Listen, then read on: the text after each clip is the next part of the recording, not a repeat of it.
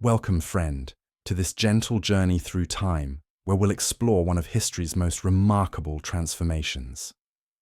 Tonight, we follow the extraordinary story of a young princess who would reshape the world itself. Whether you're settling in for sleep or simply seeking a peaceful escape from your day, I'm grateful you've chosen to spend this quiet hour with me. If this kind of soothing historical storytelling brings you comfort, consider subscribing for more tales that can carry you softly into the night. The morning mist clung to the stone walls of Madrigal de las Altas Torres as a young girl of 3 years old took her first tentative steps across the cold flagstones of her father's castle. The year was 1454, and Isabella of Castile had no way of knowing that these childhood footsteps would one day echo across continents she had never heard of, in lands that existed only in the fevered dreams of explorers and madmen. Picture her there in that draughty castle, wrapped in layers of wool against the Spanish winter, her small fingers tracing the ancient carvings on the chapel walls, while her tutors droned on about Latin conjugations and royal lineages. The castle of Madrigal was hardly the most prestigious residence in Castile, but it would serve as home to this future architect of empire during her most formative years.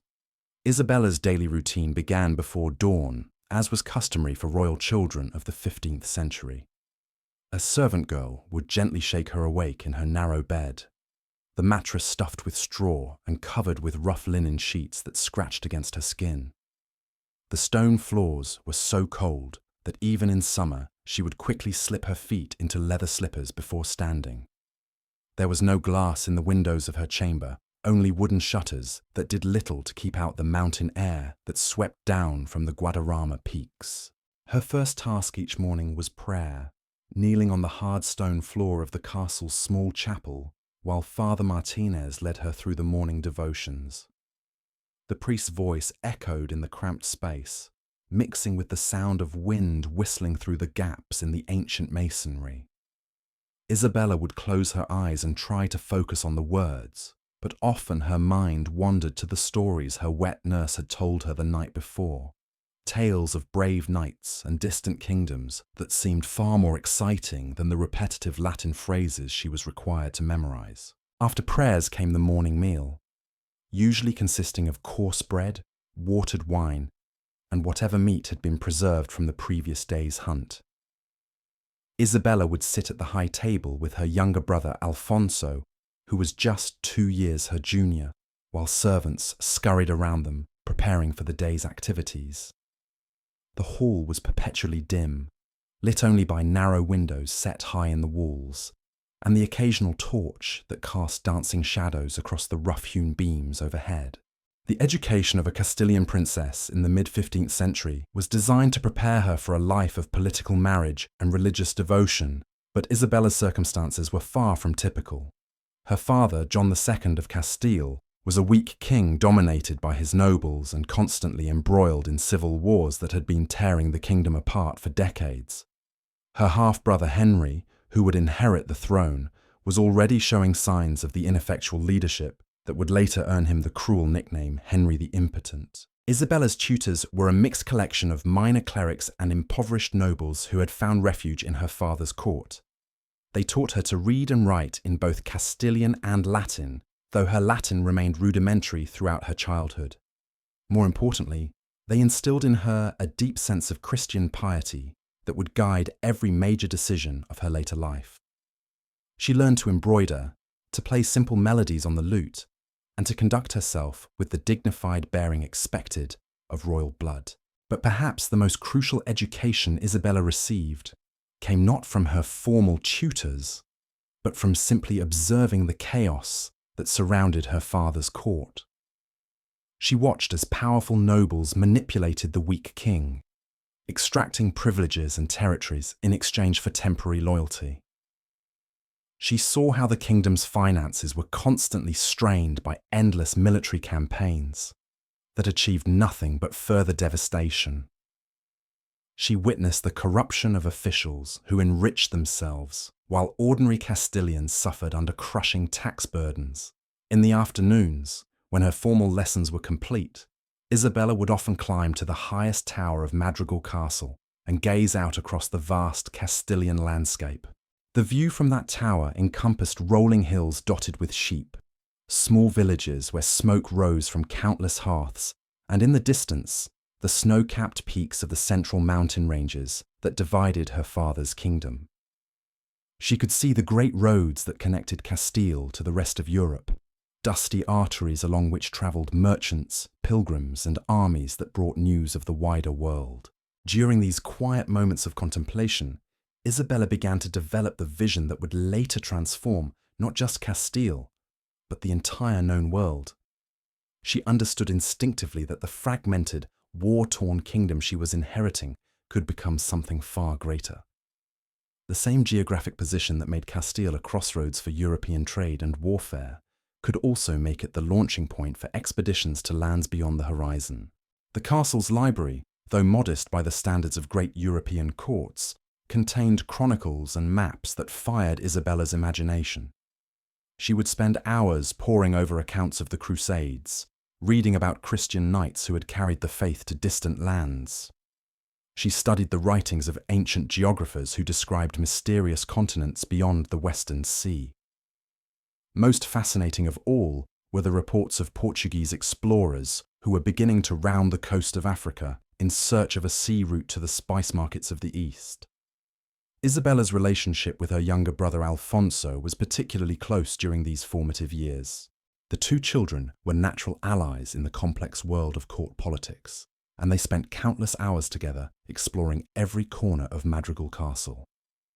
Alfonso shared Isabella's intellectual curiosity, but lacked her driving ambition and steel-hard determination. He was content to listen to her increasingly sophisticated political theories, but he never displayed the ruthless pragmatism that would make his sister one of history's most effective rulers.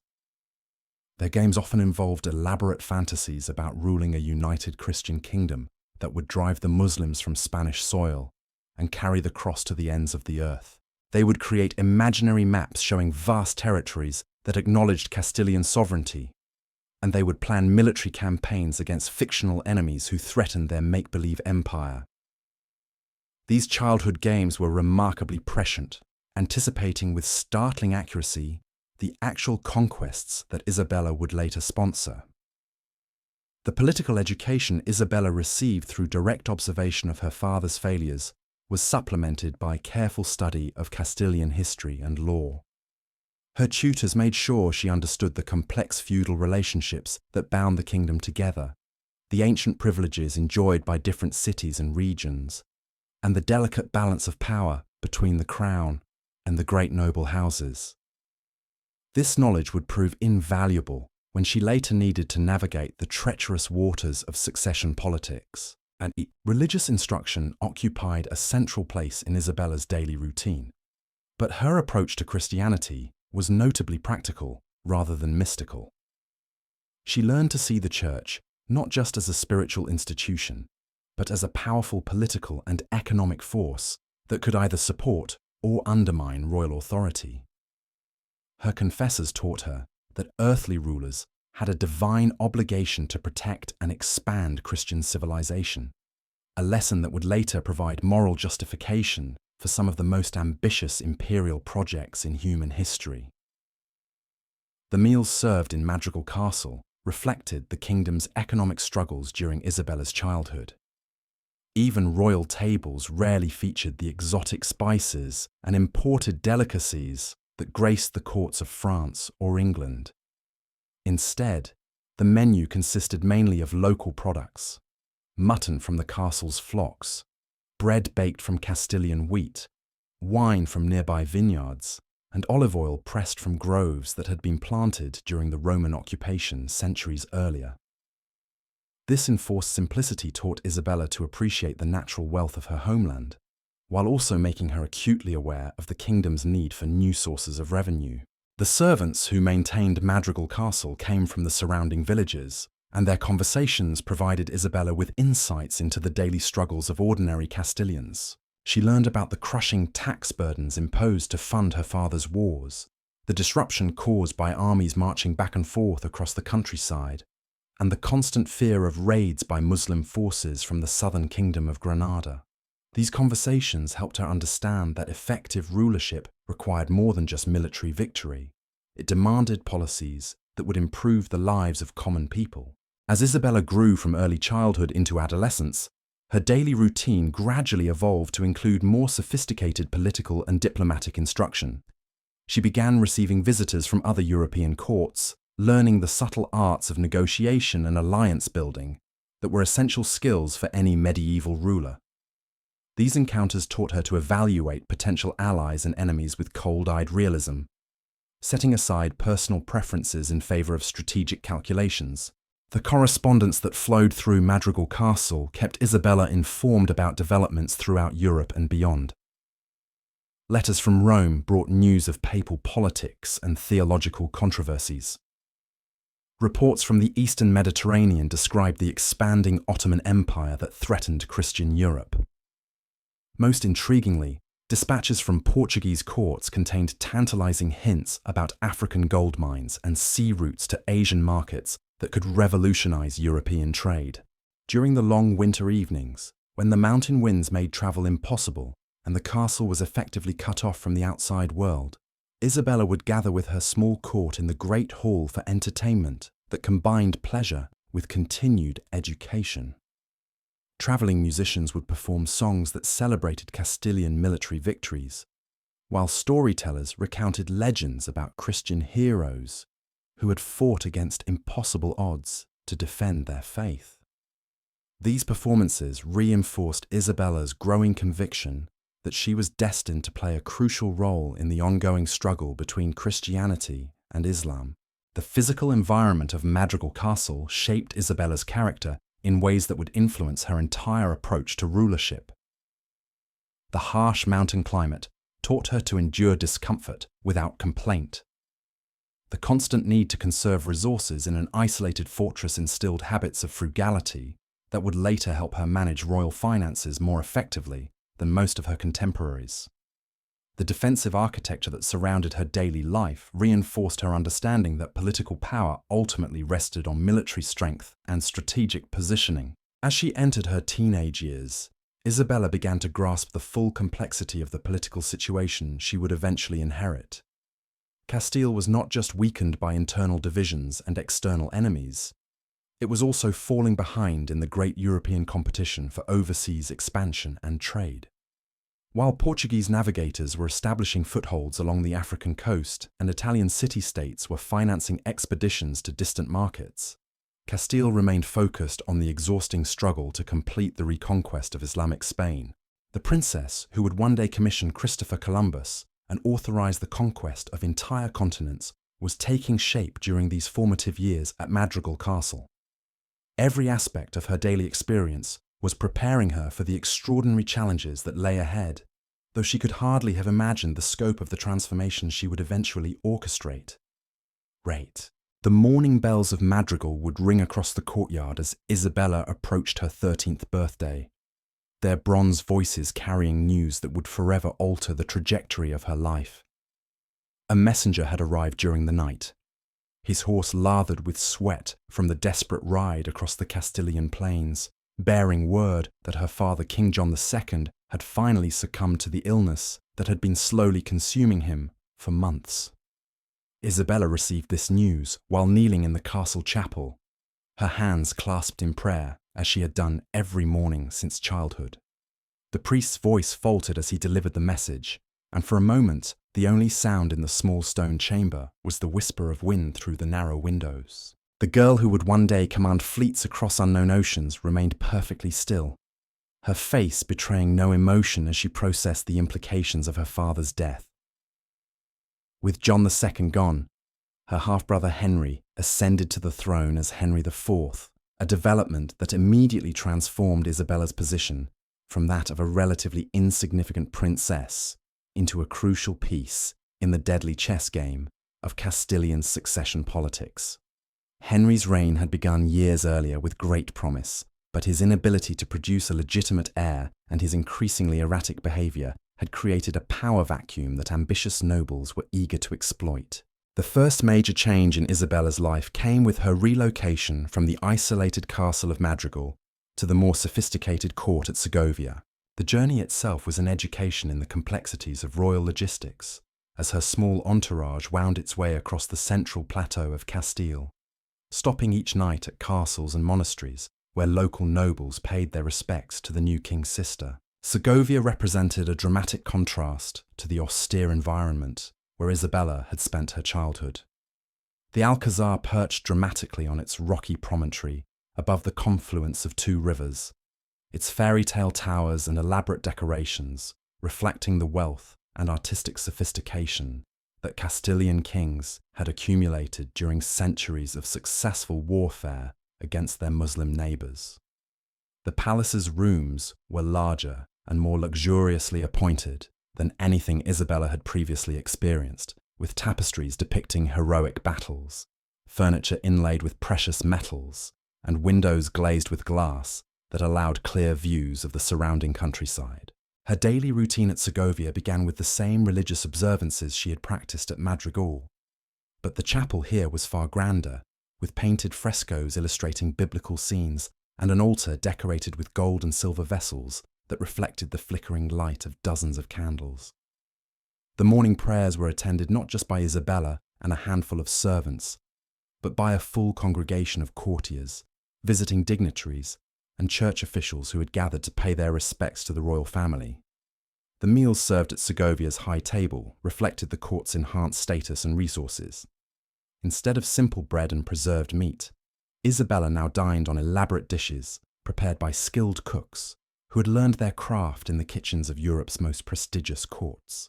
Roasted peacocks were served with their feathers restored, creating spectacular displays that impressed visiting ambassadors. Imported wines from France and Germany complemented local varieties, while exotic spices from distant markets added flavors that Isabella had never before experienced. But perhaps the most significant change in Isabella's daily life was the dramatic expansion of her political education. At Segovia, she was exposed to a constant stream of ambassadors, military commanders, church officials, and noble representatives who came to negotiate with King Henry about matters ranging from local disputes to international treaties. Isabella was expected to attend many of these meetings, sitting silently at her brother's side while absorbing lessons about statecraft that no book could provide. The conversations she witnessed revealed the full extent of Castile's problems and opportunities. Military commanders reported on the ongoing struggle against Granada, the last Muslim kingdom in Spain, describing both victories and setbacks in campaigns that had been continuing for generations. Church officials discussed the complex relationship between royal and papal authority, explaining how religious questions could become political weapons in the hands of skilled diplomats.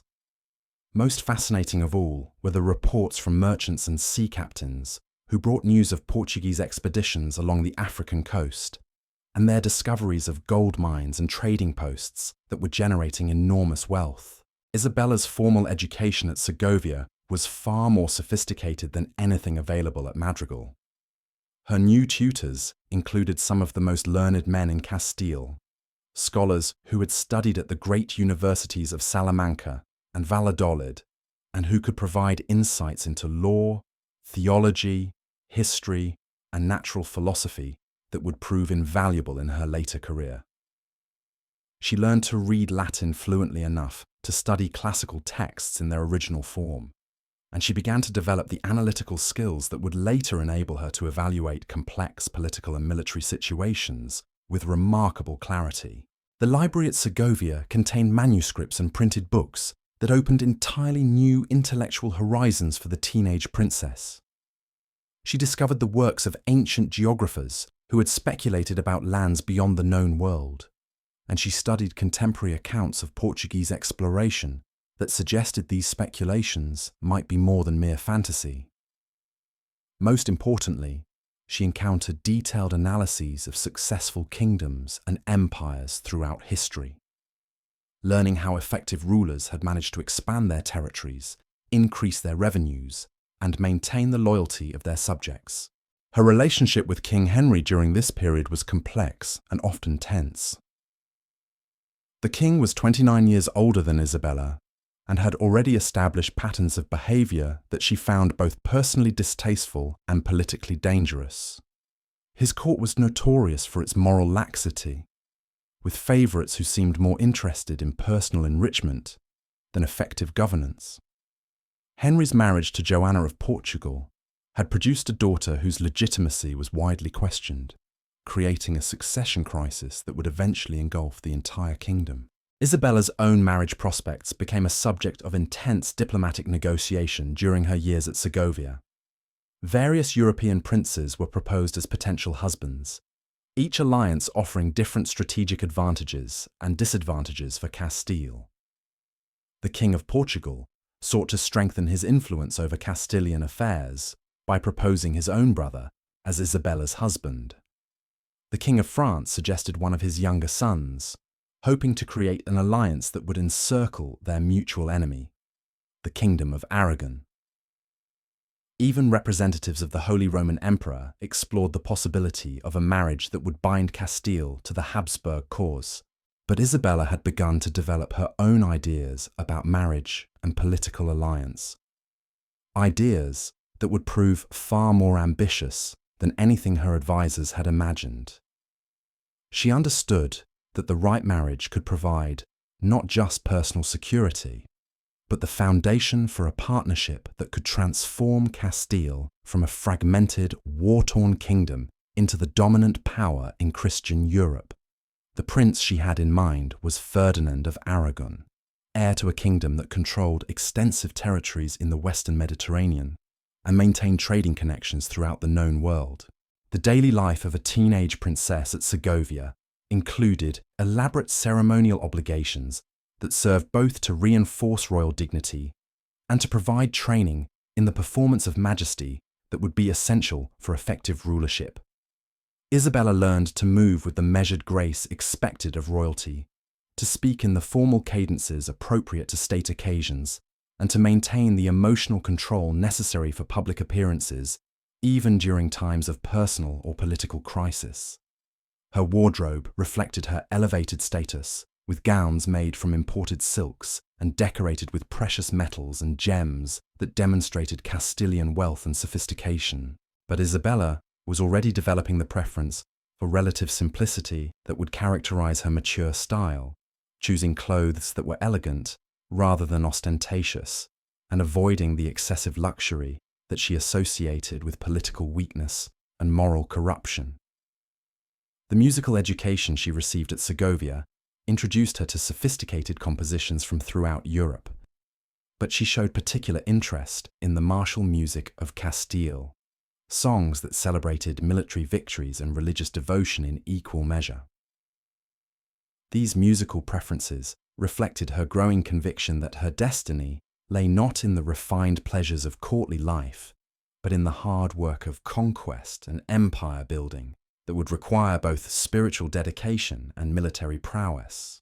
As Isabella approached her 17th birthday, the political situation in Castile was becoming increasingly unstable. King Henry's failures as a ruler had created opportunities for powerful nobles who sought to enhance their own positions at the expense of royal authority. The question of succession loomed larger with each passing month, as it became clear that Henry was unlikely to produce a legitimate male heir who could unite the kingdom under strong leadership. The princess who had begun her life in the modest castle of Madrigal was now positioned at the centre of European diplomacy, her marriage prospects discussed in royal courts from London to Constantinople. But Isabella had already begun to formulate plans that would exceed the wildest ambitions of her potential suitors, dreams of empire that would carry Castilian power to continents that existed only in the speculations of visionary geographers and the prayers of ambitious missionaries.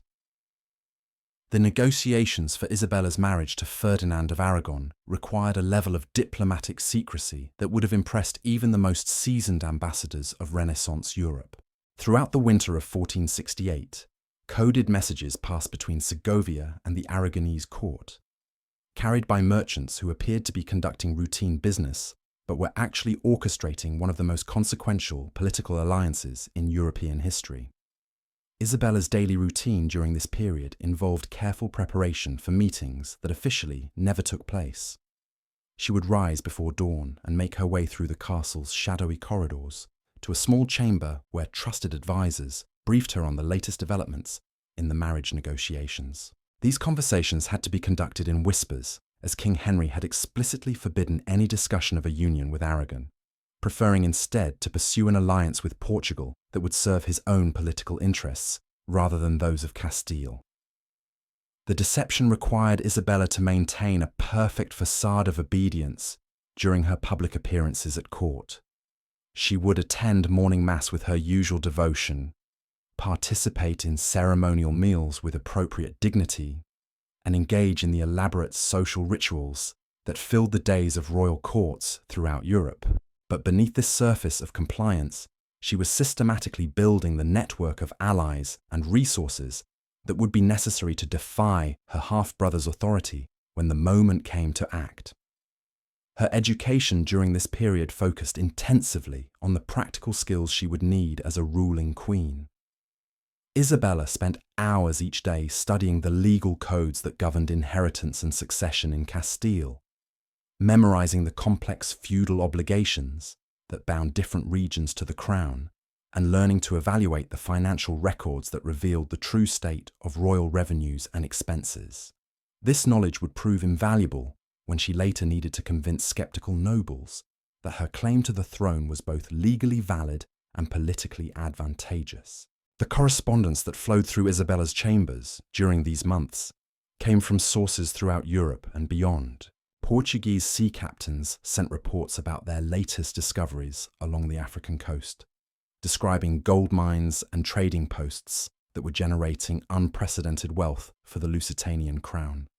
Italian merchants provided detailed accounts of the spice trade with Asia, explaining how control of these lucrative markets could transform any kingdom willing to invest in the necessary expeditions. Most intriguingly, a handful of visionary explorers had begun to propose even more ambitious schemes, involving westward voyages across the Atlantic Ocean to reach the Indies by an entirely new route. Isabella's evening meals at Segovia became informal councils of war, where trusted advisors discussed the strategic implications of various political scenarios. If her marriage to Ferdinand proceeded as planned, the combined resources of Castile and Aragon could support military campaigns that would finally drive the Muslims from Granada, while simultaneously launching overseas expeditions that might rival or exceed Portuguese achievements. The conversations that took place over these dinner tables involved calculations about military logistics, diplomatic alliances, and economic projections that were remarkable for their scope and sophistication. The castle's library became Isabella's primary refuge during this period of intense political preparation.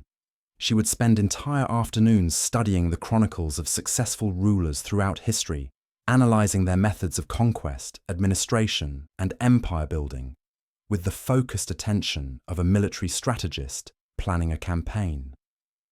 The books that surrounded her contained accounts of Alexander's march to India, Caesar's conquest of Gaul, and Charlemagne's creation of a Christian empire that had dominated medieval Europe. These historical examples provided models for the kind of transformative leadership Isabella was beginning to envision for herself. Her physical training during this period reflected the practical demands she expected to face as a ruling queen. Isabella learned to ride with the skill of a cavalry officer, practicing maneuvers that would allow her to accompany armies in the field and maintain personal command over military operations. She studied the use of weapons, not because she expected to engage in personal combat, but because understanding military technology was essential for effective strategic planning.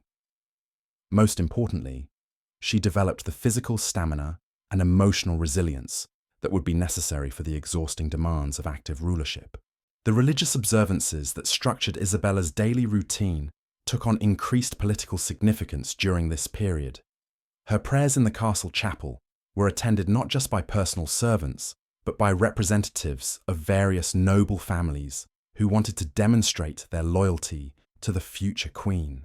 These religious gatherings provided opportunities for discreet political communication, as supporters could express their views through carefully chosen biblical readings and religious songs that carried coded messages about contemporary political situations.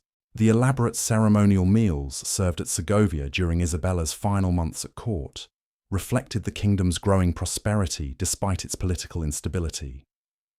The kitchens produced dishes that incorporated spices from Portuguese trading posts in Africa and Asia, demonstrating Castile's access to international markets, while also highlighting the opportunities that more systematic overseas expansion might provide. Isabella paid careful attention to these displays of wealth, understanding that effective rulership required not just military and political skill, but also the ability to project prosperity and confidence that would attract allies and intimidate enemies. Her correspondence with Ferdinand of Aragon intensified throughout the spring of 1469, as the two young royals developed both a personal relationship and a shared vision for the transformation of Iberian politics. Their letters, written in a cipher that had been developed specifically for their communications, discussed everything from immediate tactical concerns about their secret marriage to long-term strategic plans for conquests that would carry their combined kingdom's influence across multiple continents. The intelligence network that Isabella had begun to construct during her teenage years provided detailed information about political developments throughout Europe and beyond. Agents in various royal courts reported on diplomatic negotiations, military preparations, and economic conditions that might affect Castilian interests. Merchants who travelled the trade routes between Spain and distant markets provided regular updates about opportunities for commercial expansion. Most crucially, her spies within King Henry's own court kept her informed about his plans and the extent of noble support for his increasingly unpopular policies. Isabella's daily schedule during the summer of 1469 involved increasingly complex preparations for what she knew would be the most dangerous gamble of her young life. The decision to marry Ferdinand against her half-brother's explicit orders would constitute an act of open rebellion that could result in civil war, foreign invasion, or her own execution if the political calculations proved incorrect. But the alternative of accepting Henry's preferred marriage to the King of Portugal would mean abandoning her ambitions for Castilian greatness and accepting a subordinate role in someone else's imperial project. The secret negotiations that culminated in Isabella's escape from Segovia required careful coordination between multiple groups of conspirators operating in different parts of Castile. Noble families who supported her claim to eventual succession had to position their retainers to provide protection during her journey to meet Ferdinand. Church officials who favoured the Aragonese alliance needed to arrange for religious ceremonies that would legitimize the marriage despite royal opposition.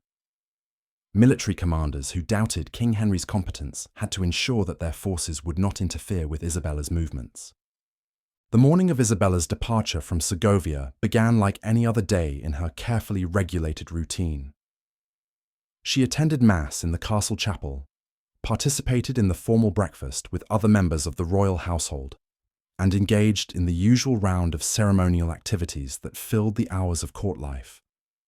But beneath this facade of normalcy, her supporters were making final preparations for an enterprise that would either secure her position as future queen of a united Spain or destroy her completely.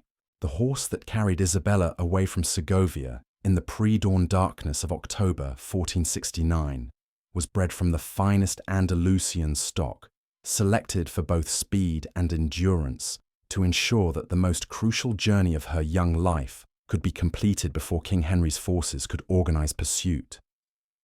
The small party of loyal retainers who accompanied her had been chosen for their military skill and absolute personal devotion. Men who were willing to risk everything for the chance to serve a ruler who might transform Castile from a fragmented kingdom into the foundation of a global empire. As the towers of Segovia disappeared behind them in the morning mist, Isabella understood that she was crossing a threshold from which there could be no return.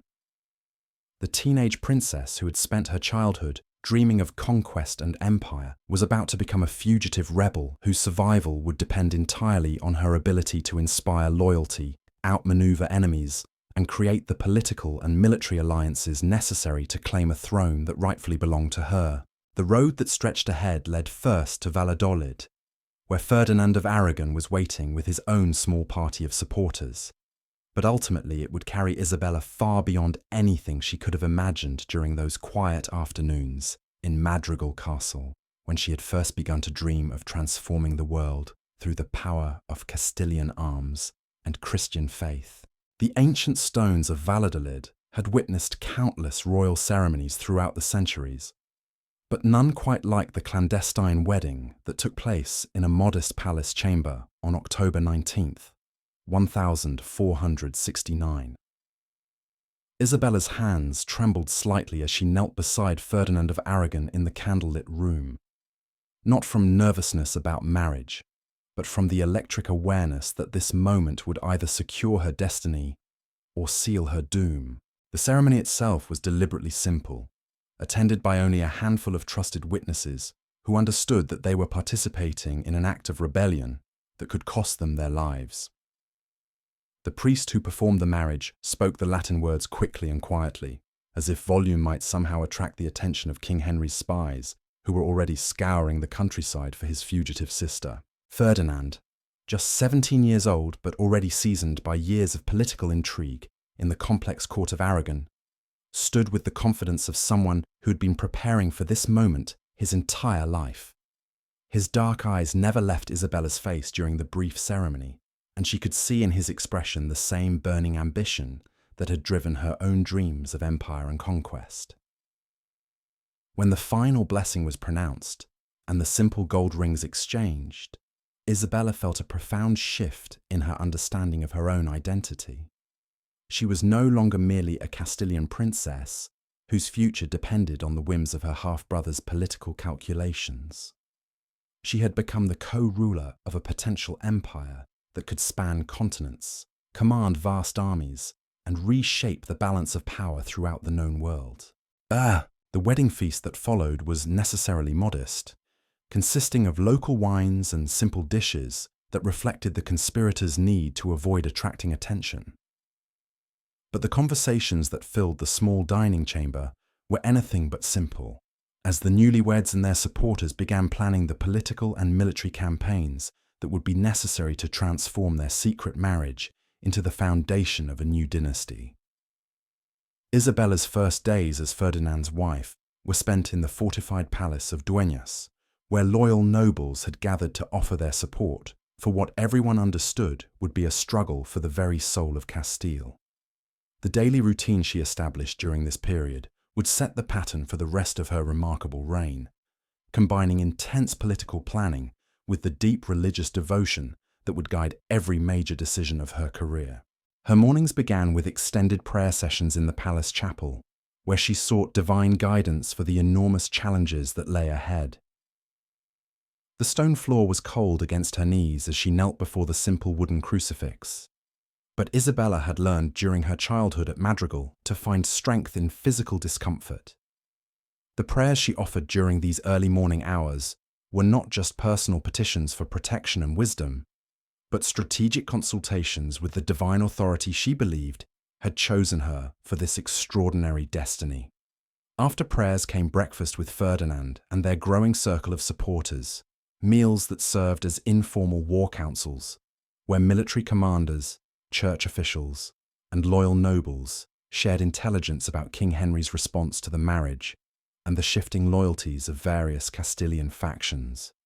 Isabella listened carefully to every report, her mind constantly analysing the political implications of each development and calculating the resources that would be necessary to defend their position. The correspondence that flowed through Dueñas during these crucial weeks came from supporters throughout Castile and beyond. Nobles who had grown disgusted with King Henry's weak leadership sent secret messages pledging their allegiance to Isabella and Ferdinand. Church officials who favoured the Aragonese alliance provided detailed intelligence about the political situation in their regions. Most encouragingly, reports arrived from Portuguese and Italian sources, suggesting that European opinion was turning against Henry's ineffectual rule. Isabella's education during this period focused intensively on military strategy and the practical logistics of warfare, She spent hours studying maps of Castilian territory, memorizing the locations of strategic fortresses, analyzing the defensive capabilities of different regions, and calculating the resources that would be necessary to maintain armies in the field for extended campaigns. This knowledge would prove invaluable when civil war finally erupted, and she needed to make rapid decisions about troop movements and supply lines. The intelligence network that Isabella had begun developing during her teenage years at Segovia now expanded dramatically, as loyal agents throughout Castile provided regular updates about King Henry's military preparations and the loyalty of various noble families. These reports painted a complex picture of a kingdom deeply divided between supporters of the traditional monarchy and those who favoured the kind of strong leadership that Isabella and Ferdinand represented. Her daily schedule during the winter of 1469 included extensive planning sessions for the overseas expeditions that both she and Ferdinand understood would be necessary to finance their domestic political ambitions. The gold and silver flowing into Portuguese coffers from African trading posts demonstrated the enormous wealth that systematic exploration could generate, and both young rulers were determined to secure similar resources for their own kingdoms. The books and manuscripts that filled Isabella's temporary library at Dueñas reflected her evolving understanding of the scope of her imperial ambitions. She studied accounts of Portuguese expeditions along the African coast, analysing their methods of establishing trading posts and extracting wealth from local populations. She examined reports about the spice trade with Asia, calculating the profits that could be generated by finding alternative routes to these lucrative markets. Most intriguingly, she began corresponding with visionary explorers who claimed that sailing westward across the Atlantic Ocean might provide a direct route to the Indies. The religious dimension of Isabella's daily routine took on increased political significance during this period, as she began to develop the theological framework that would later justify some of the most ambitious imperial projects in human history. Her confessors taught her that Christian rulers had a divine obligation to expand the faith into new territories, a lesson that provided moral authorization for conquests that might otherwise have appeared motivated purely by greed for gold and territory. The elaborate meals served at Dueñas reflected the growing confidence of Isabella's supporters and their increasing access to resources from throughout Europe. Portuguese wines appeared on the table alongside Castilian varieties, while spices from distant trading posts added exotic flavors that hinted at the commercial opportunities awaiting successful overseas expansion. These culinary displays served both to impress visiting dignitaries and to reinforce Isabella's vision of a Castilian empire that would rival the greatest kingdoms of antiquity. Her relationship with Ferdinand, during these early months of marriage, evolved from political alliance into genuine partnership based on shared ambitions and complementary skills. Ferdinand brought to the union extensive knowledge of Mediterranean politics and trade, while Isabella contributed her deep understanding of Castilian law and her remarkable ability to inspire loyalty among both nobles and common people. Their evening conversations often lasted late into the night as they refined their plans for military campaigns, diplomatic initiatives, and overseas expeditions that would transform their combined kingdoms into the foundation of a global empire. The physical training that Isabella maintained during this period reflected her determination to be more than a ceremonial ruler who remained safely in the rear while others fought her battles. She continued practicing horsemanship with the skill of a cavalry officer, learning to control her mount during the chaos of battle and to maintain command presence even under the extreme stress of military combat. Her riding costumes were designed for practical use rather than courtly display, with sturdy leather boots and simple woolen cloaks that would not interfere with rapid movement. The fortress of Dueñas became a center of intellectual activity during Isabella's residence there, as scholars and advisors from throughout Europe gathered to contribute their expertise to the planning of future conquests and expeditions. These men brought with them the latest geographical knowledge, military innovations, and administrative techniques that would be essential for governing the vast territories that Isabella and Ferdinand hoped to acquire through their ambitious campaigns. The correspondence between Isabella and various European courts during this period revealed the growing international recognition of her legitimacy as a future ruler of Castile. Ambassadors from France, England, and the Holy Roman Empire began treating her as a serious political player, whose alliance could significantly affect the balance of power throughout Christian Europe. These diplomatic contacts provided access to the international resources and support that would be necessary for successful military campaigns against both domestic enemies and overseas targets. The daily routine that Isabella established at Dueñas included regular meetings with merchants and sea captains who provided detailed information about commercial opportunities in distant markets. She learned about the spice trade with Asia, the gold mines being discovered along the African coast, and the growing Portuguese dominance of maritime exploration that was generating enormous wealth for their rival kingdom. This commercial intelligence helped shape her understanding of the economic foundations that would be necessary to support the kind of military expansion she was planning.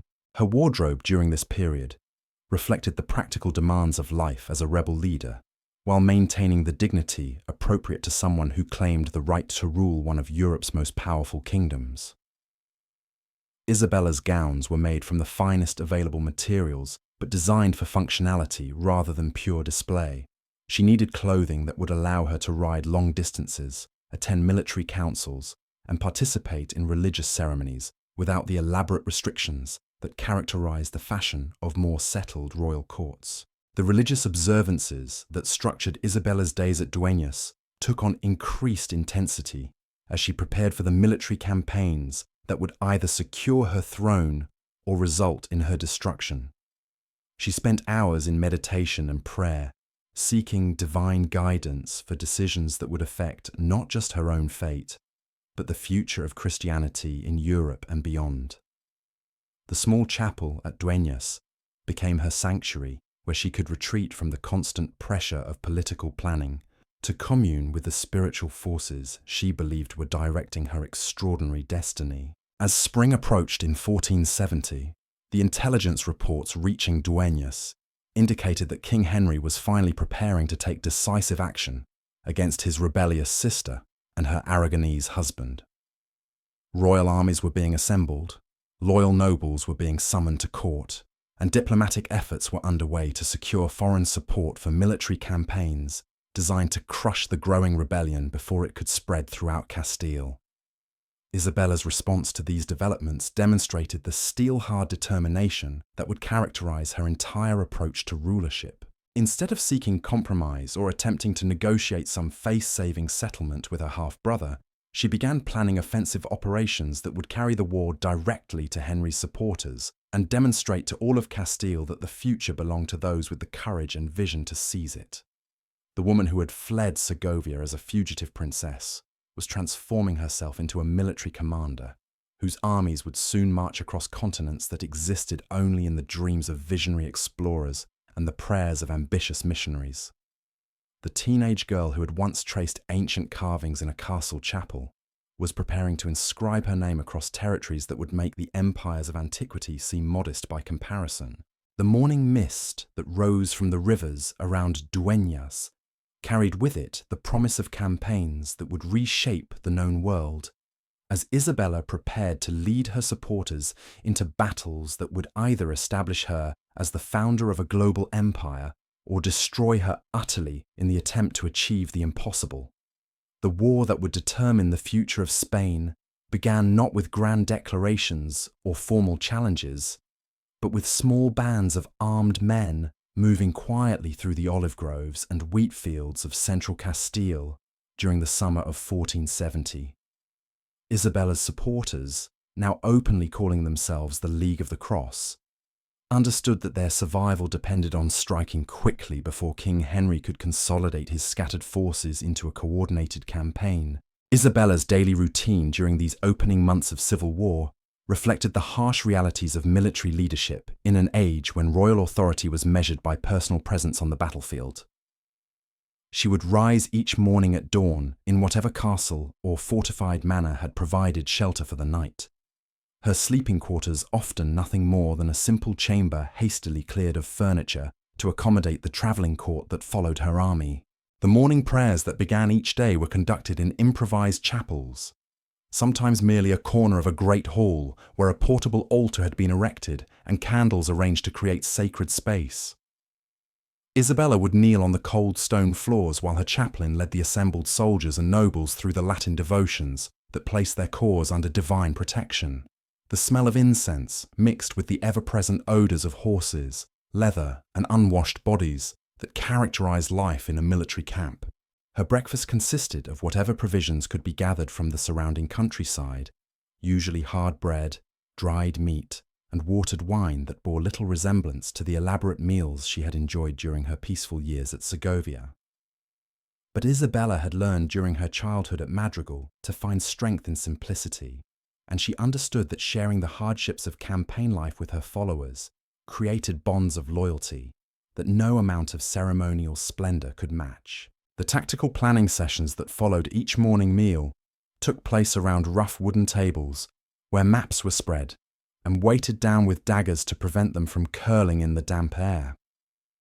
Isabella would lean over these charts with Ferdinand and their military commanders, tracing potential routes of advance, identifying strategic objectives, and calculating the resources necessary to maintain their forces in the field through the coming winter. These planning discussions revealed the scope of the challenges facing the rebel coalition. King Henry commanded the loyalty of several powerful noble families and could draw upon the traditional resources of the Castilian treasury to fund his military operations.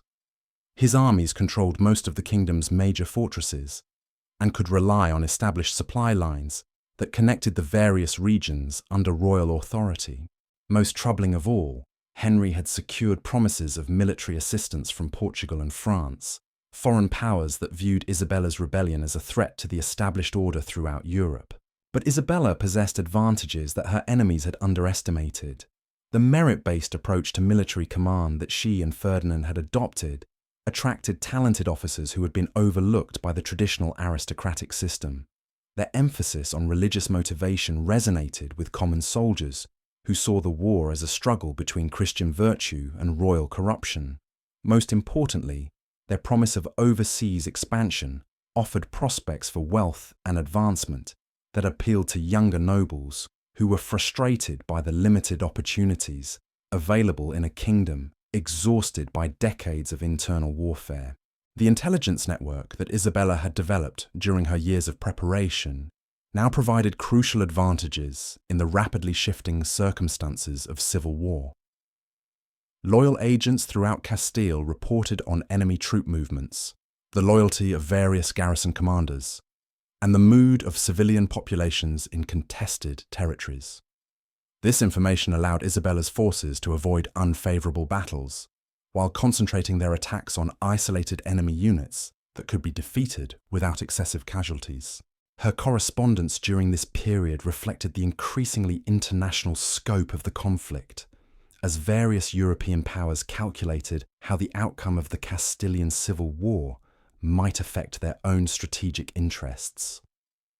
The Duke of Burgundy sent discreet messages of support, hoping that a victory by Isabella and Ferdinand would create an ally against French expansion. Italian city-states offered financial assistance in exchange for future commercial privileges. Even representatives of the Pope began exploring the possibility of official church support for rulers who promised to pursue more aggressive policies against Islamic forces. The daily routine of military campaigning required Isabella to master skills that no previous education had prepared her for. She learned to evaluate the defensive capabilities of fortified positions at a glance, to calculate the time required to move large numbers of troops and equipment across different types of terrain, and to maintain the morale of forces that often went weeks without pay, while living on whatever provisions could be requisitioned from local populations. Her riding costume during these campaigns was designed for practical use rather than royal display. She wore sturdy leather boots that could withstand long hours in the stirrups, woolen cloaks that provided protection against wind and rain, and simple tunics that allowed freedom of movement during the rapid maneuvers that characterized her military style. The only concession to royal dignity was a small golden cross that she wore pinned to her cloak, a symbol that identified her to supporters while proclaiming the religious character of her cause. The evening meals shared with her officers and supporters took place in whatever shelter was available. Often, the great halls of captured castles, where trestle tables were hastily erected and illuminated by torches that cast dancing shadows on ancient stone walls. These gatherings served as informal war councils where intelligence reports were evaluated, future operations planned, and the complex web of personal loyalties that held the rebel coalition together was carefully maintained. Isabella's approach to the treatment of captured enemies revealed the strategic thinking that would later characterize her imperial policies. Rather than executing defeated nobles or confiscating their lands entirely, she offered opportunities for reconciliation that encouraged defections from King Henry's cause, while demonstrating that her ultimate goal was the unification rather than the destruction of Castile. This policy of calculated mercy proved remarkably effective in winning over moderate supporters of the royal cause who had joined Henry more from habit than conviction. The religious services that punctuated the rhythm of campaign life took on special significance as symbols of the moral authority that Isabella claimed for her rebellion. The portable altars carried by her army were decorated with captured banners that proclaimed victories over royal forces, while the prayers offered before battle emphasized divine support for a cause that promised to restore Christian virtue to Castilian government and carry the faith to distant lands through overseas conquest. Her personal weapons training during this period reflected the practical demands of military leadership. In an age when commanders were expected to participate directly in combat, Isabella learned to handle a sword with sufficient skill to defend herself if circumstances required.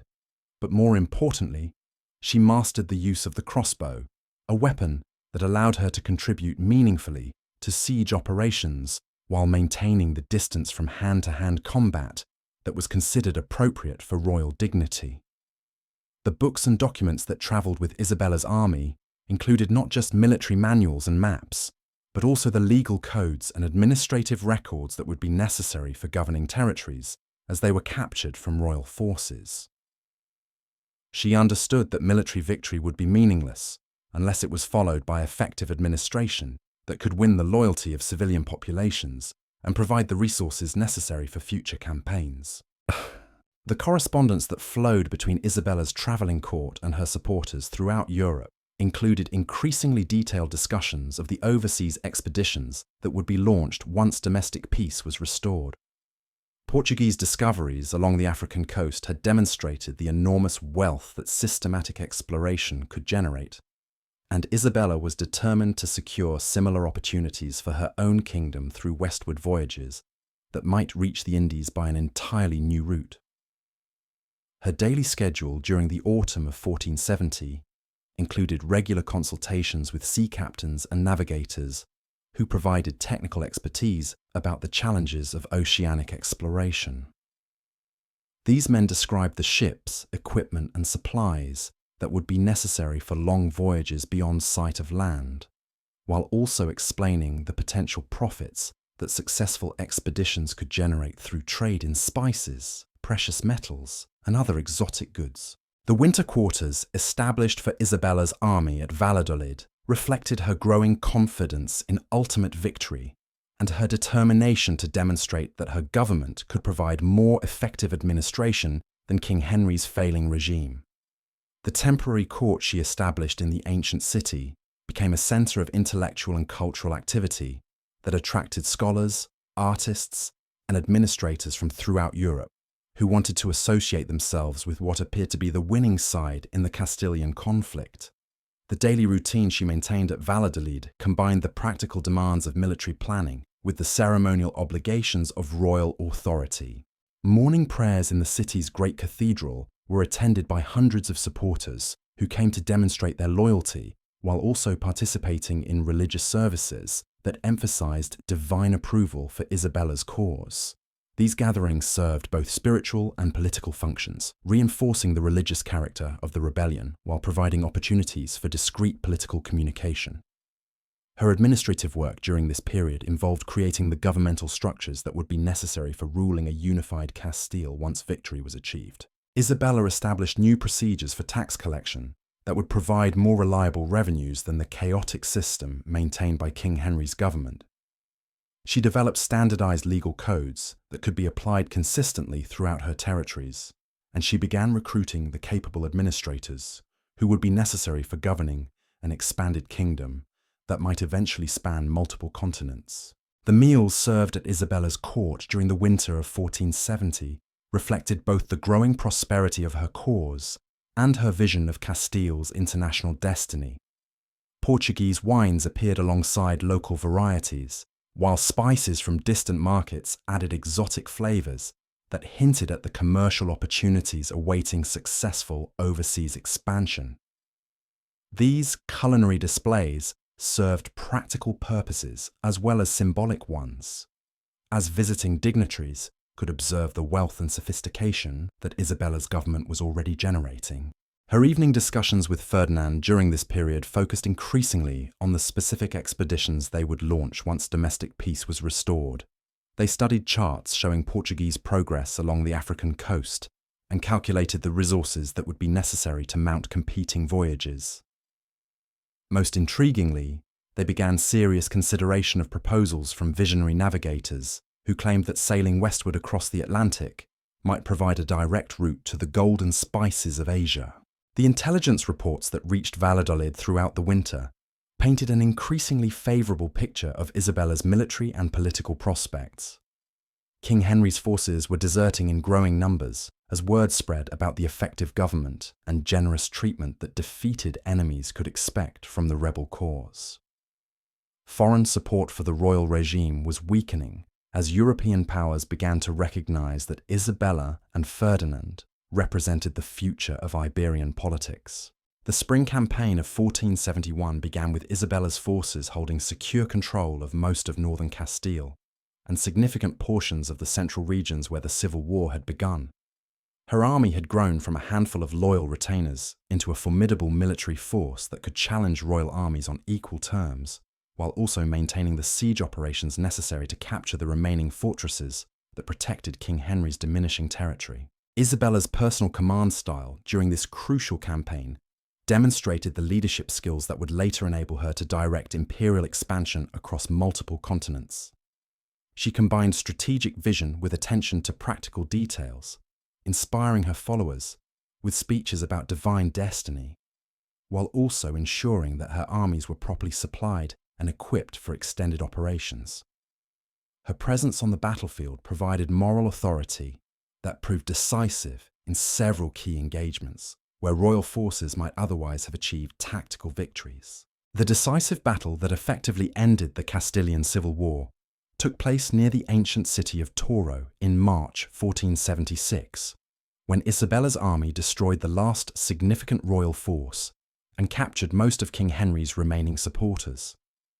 The victory was achieved through a combination of superior tactics, better intelligence, and the moral authority that Isabella had established through years of effective leadership during the most challenging circumstances. As the smoke cleared from the battlefield at Toro and Isabella surveyed the captured banners that would be sent to churches throughout Castile as symbols of divine favour, she understood that the domestic phase of her extraordinary career was coming to an end.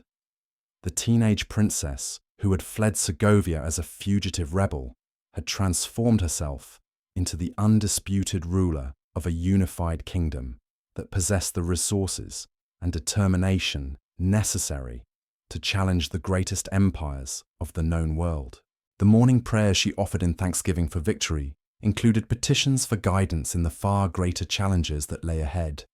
As the woman who had mastered the complex politics of medieval Iberia prepared to launch expeditions that would carry Castilian power to continents that existed only in the dreams of visionary explorers and the calculations of ambitious navigators who claimed that the Indies could be reached by sailing westward into the vast unknown reaches of the Atlantic Ocean. The great Cathedral of Toledo had witnessed the coronation of countless monarchs throughout its storied history, but the ceremony that took place on December 13th, 1474, carried a significance that would echo across oceans not yet explored and continents not yet imagined.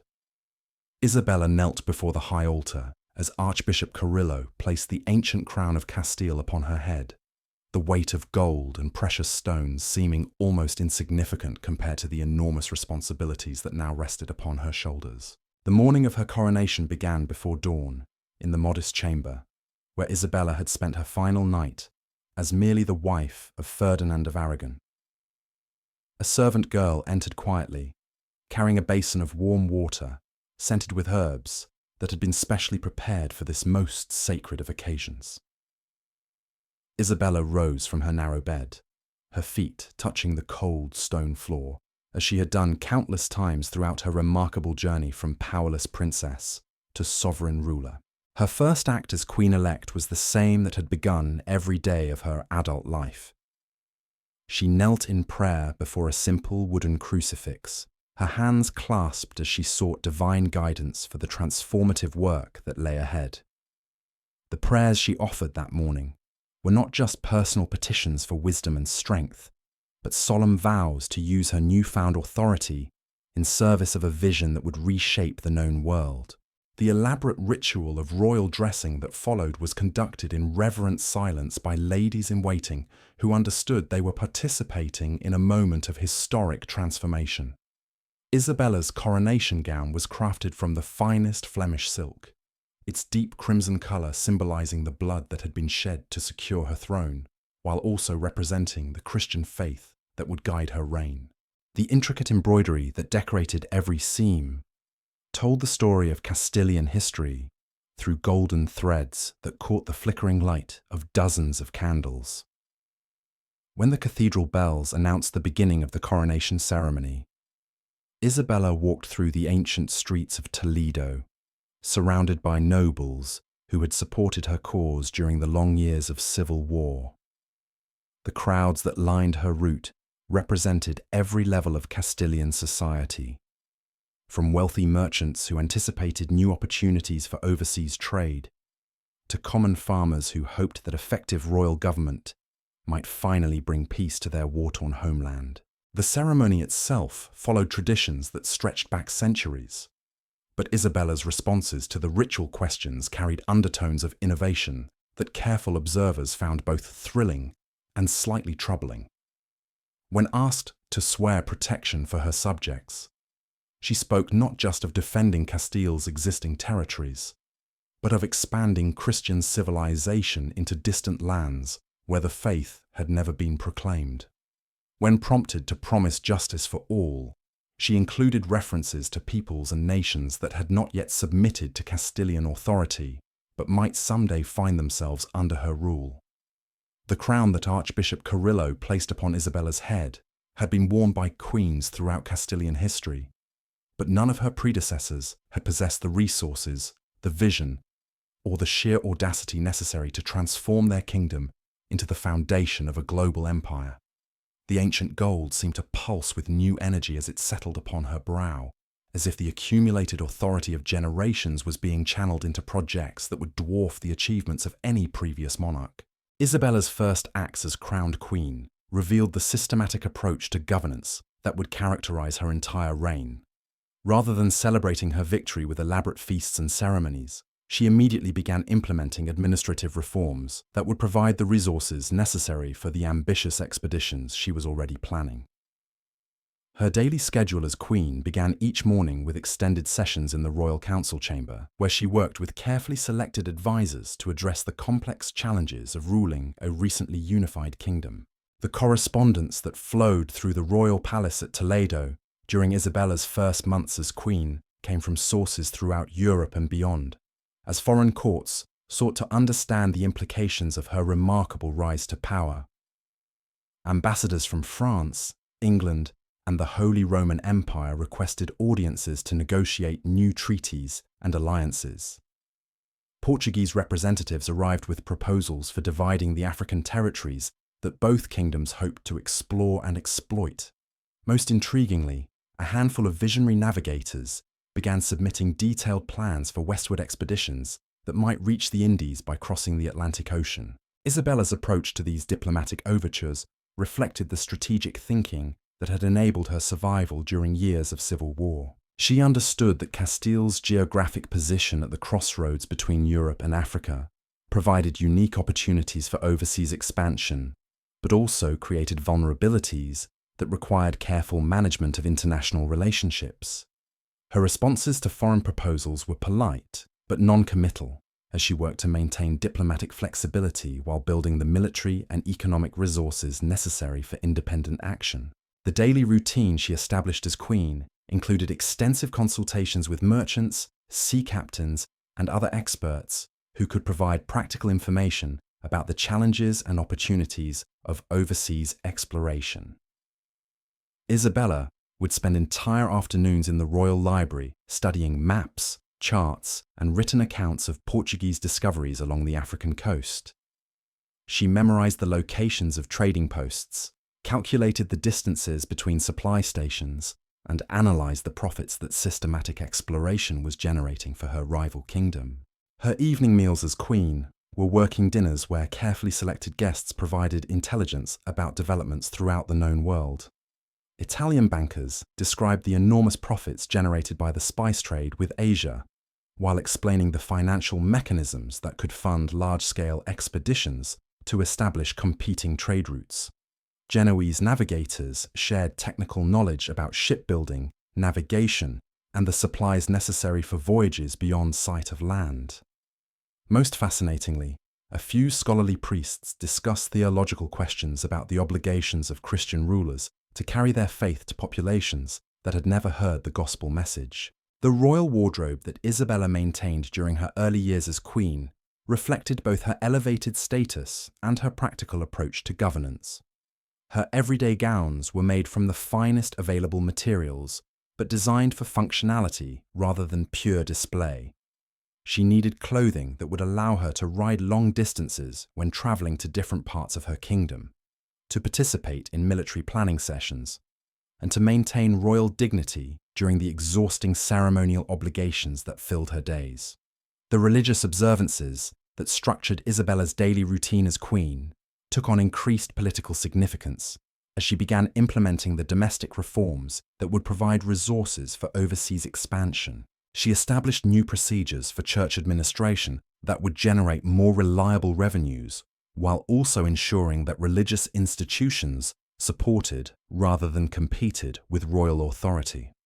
Her morning prayers in the royal chapel were attended by increasing numbers of courtiers and visiting dignitaries who wanted to demonstrate their loyalty while also observing the spiritual devotion that guided her decision-making. The administrative innovations that Isabella implemented during her first years as queen revealed the sophisticated understanding of governmental efficiency that she had developed during her years of political education. She created new departments responsible for managing overseas trade, coordinating military expeditions, and maintaining diplomatic relationships with foreign courts. The officials she appointed to these positions were selected based on demonstrated competence rather than noble birth, a revolutionary approach that attracted talented individuals from throughout Europe who wanted to serve in what was clearly becoming one of the most dynamic governments in Christendom.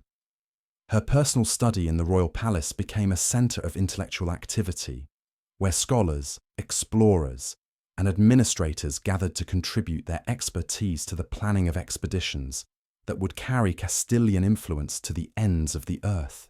The room was lined with maps showing the latest geographical discoveries, while tables were covered with charts, letters, and technical documents that provided detailed information about navigation, shipbuilding, and the practical challenges of establishing settlements in distant territories. The correspondence between Isabella and various European courts during this period revealed the growing international recognition of Castile's potential for overseas expansion. Rulers who had previously dismissed her kingdom as a minor regional power began treating her as a serious competitor whose success could significantly affect the balance of global trade and political influence. These diplomatic contacts provided access to the technical knowledge, financial resources, and strategic partnerships that would be necessary for mounting expeditions to rival Portuguese achievements. Isabella's daily schedule during the winter of 1475 included regular meetings with Christopher Columbus, the Genoese navigator whose westward voyage proposal was gradually gaining support despite its apparent impossibility. Their conversations took place in the Queen's private study, where Columbus would spread his charts across the polished wooden table, while explaining his calculations about wind patterns, ocean currents, and the distances that would need to be traversed to reach the Indies by sailing directly west across the Atlantic. The practical preparations for what would become the most consequential voyage in human history began with seemingly mundane administrative tasks that Isabella supervised personally. She reviewed contracts with shipbuilders who would construct the vessels necessary for oceanic exploration, evaluated proposals from suppliers who could provide the food, water, and equipment required for extended voyages, and interviewed potential crew members whose skills and loyalty would determine the success or failure of expeditions to unknown territories. Her approach to financing these preparations revealed the systematic thinking that had enabled her political success during years of civil war. Rather than relying solely on royal revenues, Isabella developed innovative arrangements with private investors who would share the risks and profits of overseas exploration. These partnerships attracted capital from throughout Europe, while also creating networks of supporters who had personal stakes in the success of Castilian expeditions. The religious dimension of Isabella's expansion planning reflected her genuine conviction that Christian rulers had divine obligations to carry their faith to populations that had never encountered the gospel message. She established procedures for training missionaries who would accompany exploratory expeditions, developed guidelines for treating indigenous populations according to Christian principles, and created administrative structures for governing new territories that would be discovered through westward voyages. The intelligence network that Isabella had inherited from her years as a rebel leader now provided crucial information about Portuguese activities along the African coast and their plans for future expansion into Asian markets.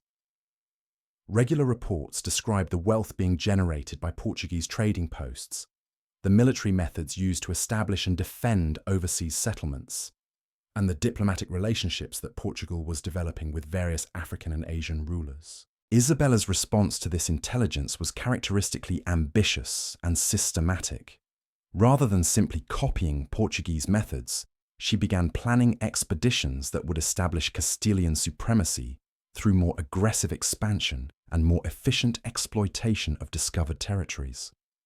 Her vision extended far beyond mere trading posts to encompass permanent settlements that would serve as bases for further exploration and conquest throughout newly discovered regions.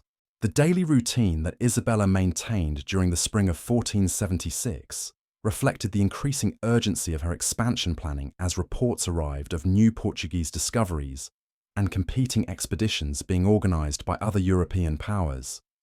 She would rise each morning before dawn to review the latest intelligence reports, then spend hours in planning sessions where every detail of proposed expeditions was analyzed and refined.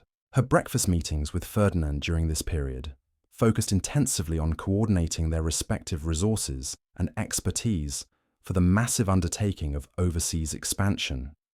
Ferdinand brought to their discussions extensive knowledge of Mediterranean trade and naval warfare, while Isabella contributed her understanding of Castilian law and her remarkable ability to inspire loyalty among both nobles and common people.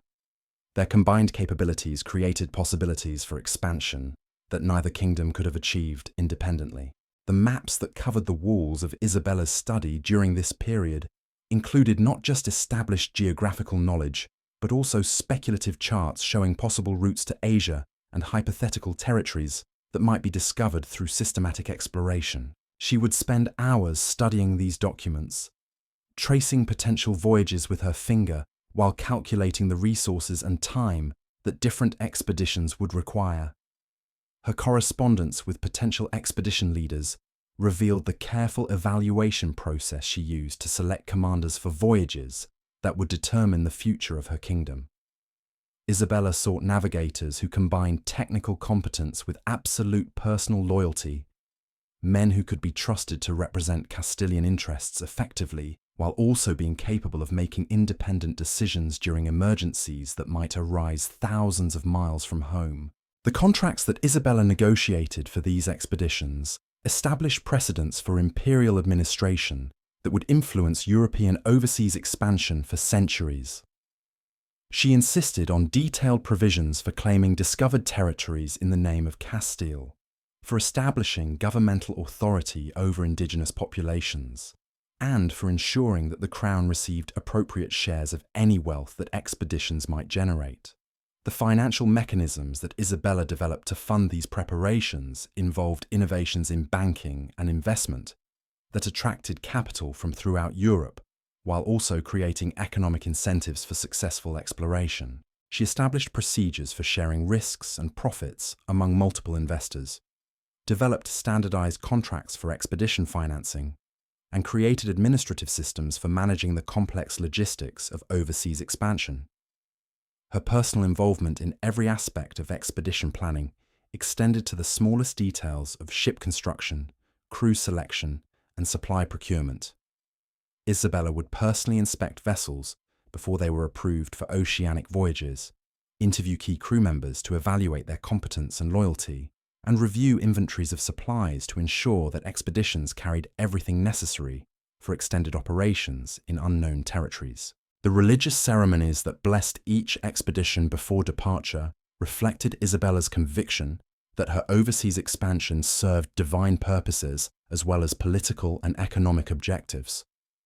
She would personally attend these services in the royal chapel, offering prayers for the success of voyages that would carry Christian civilization to the ends of the earth, while also generating the wealth necessary to support further expansion. The morning of October 12, 1492, found Isabella kneeling in prayer in the royal chapel at Granada, the last Muslim stronghold in Spain, having finally surrendered after a siege that had consumed months of careful planning and enormous resources. But even as she offered thanksgiving for this triumph of Christian arms, her thoughts were focused on the westward voyage that Christopher Columbus was conducting somewhere beyond the horizon, an expedition that would either vindicate her faith in impossible dreams or demonstrate the limits of human ambition. The news of Columbus's success reached Isabella on March 15, 1493, delivered by a travel-stained messenger who'd ridden without rest from the port where the admiral's ships had returned, with evidence of lands that European maps had never shown and peoples who had never heard of Christ or Castile. Isabella received this intelligence in the same modest chamber where she had spent her final night before coronation, and her reaction was characteristically controlled despite the magnitude of what had just been accomplished. As she listened to the messenger's account of islands filled with gold, of native populations ready for conversion to Christianity, and of vast territories waiting to be explored and claimed for Castile, Isabella understood that the teenage dreams she had nurtured during those quiet afternoons at Madrigal Castle had become reality beyond anything she could have imagined. The woman who had begun her remarkable journey as a powerless princess was now the architect of discoveries that would reshape the entire world. The documents that Isabella studied in the weeks following Columbus's return painted a picture of opportunities that staggered even her expansive imagination. Charts showing the approximate locations of the discovered islands were spread across her desk, weighted down with silver candlesticks to prevent them from curling in the humid air that drifted through the palace windows. Each map represented not just geographical knowledge, but the foundation of an empire that could dwarf the achievements of Rome or Byzantium. Her daily routine during this extraordinary period began each morning with extended consultations in the royal treasury, where administrators calculated the resources that would be necessary to exploit Columbus's discoveries effectively. The numbers were staggering.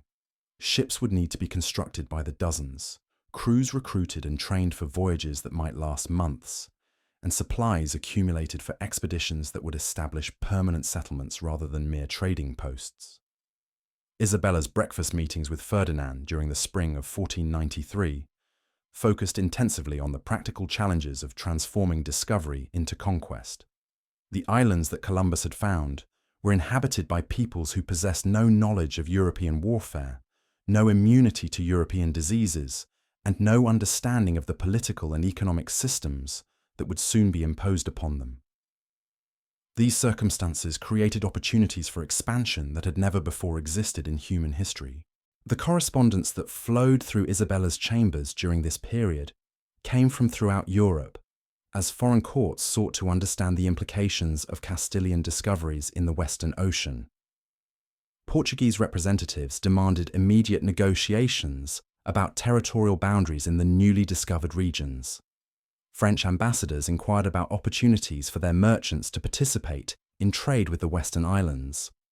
Most troubling, papal representatives arrived with questions about the spiritual obligations that discovery created for Christian rulers. Isabella's response to these international pressures revealed the strategic brilliance that had enabled her survival during years of domestic conflict. She understood that exclusive control of Western exploration would provide Castile with advantages that could transform the balance of European power, but she also recognized that maintaining such control would require diplomatic skill as well as military strength.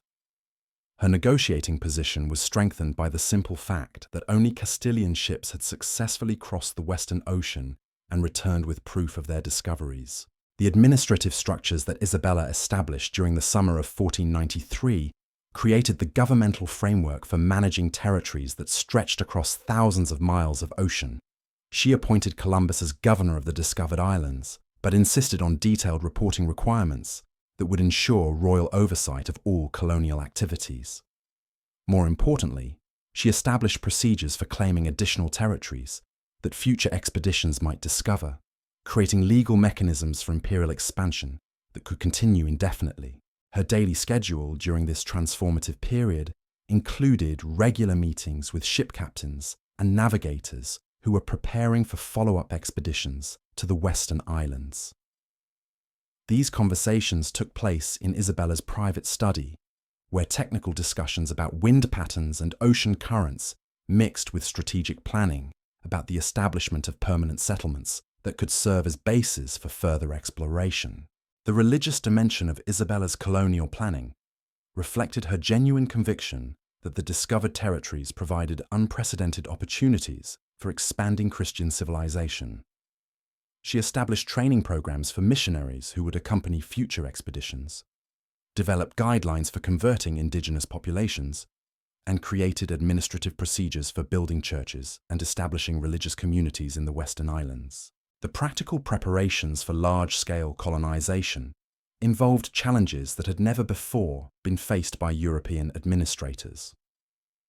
Isabella supervised the selection of colonists who would establish permanent settlements in the discovered territories, reviewed proposals for agricultural development that could make the islands self-sufficient, and coordinated the transportation of livestock, seeds, and tools that would be necessary for creating European-style communities thousands of miles from home.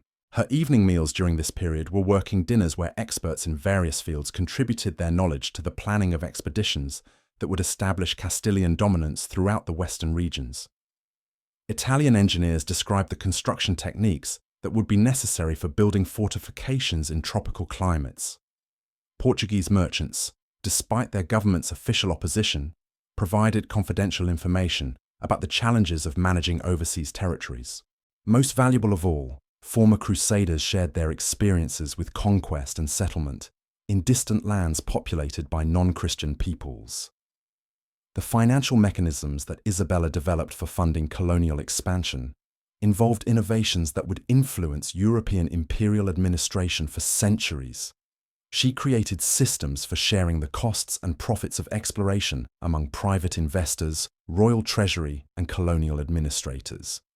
These arrangements provided incentives for efficient management while ensuring that the Crown retained ultimate control over territorial and commercial policy.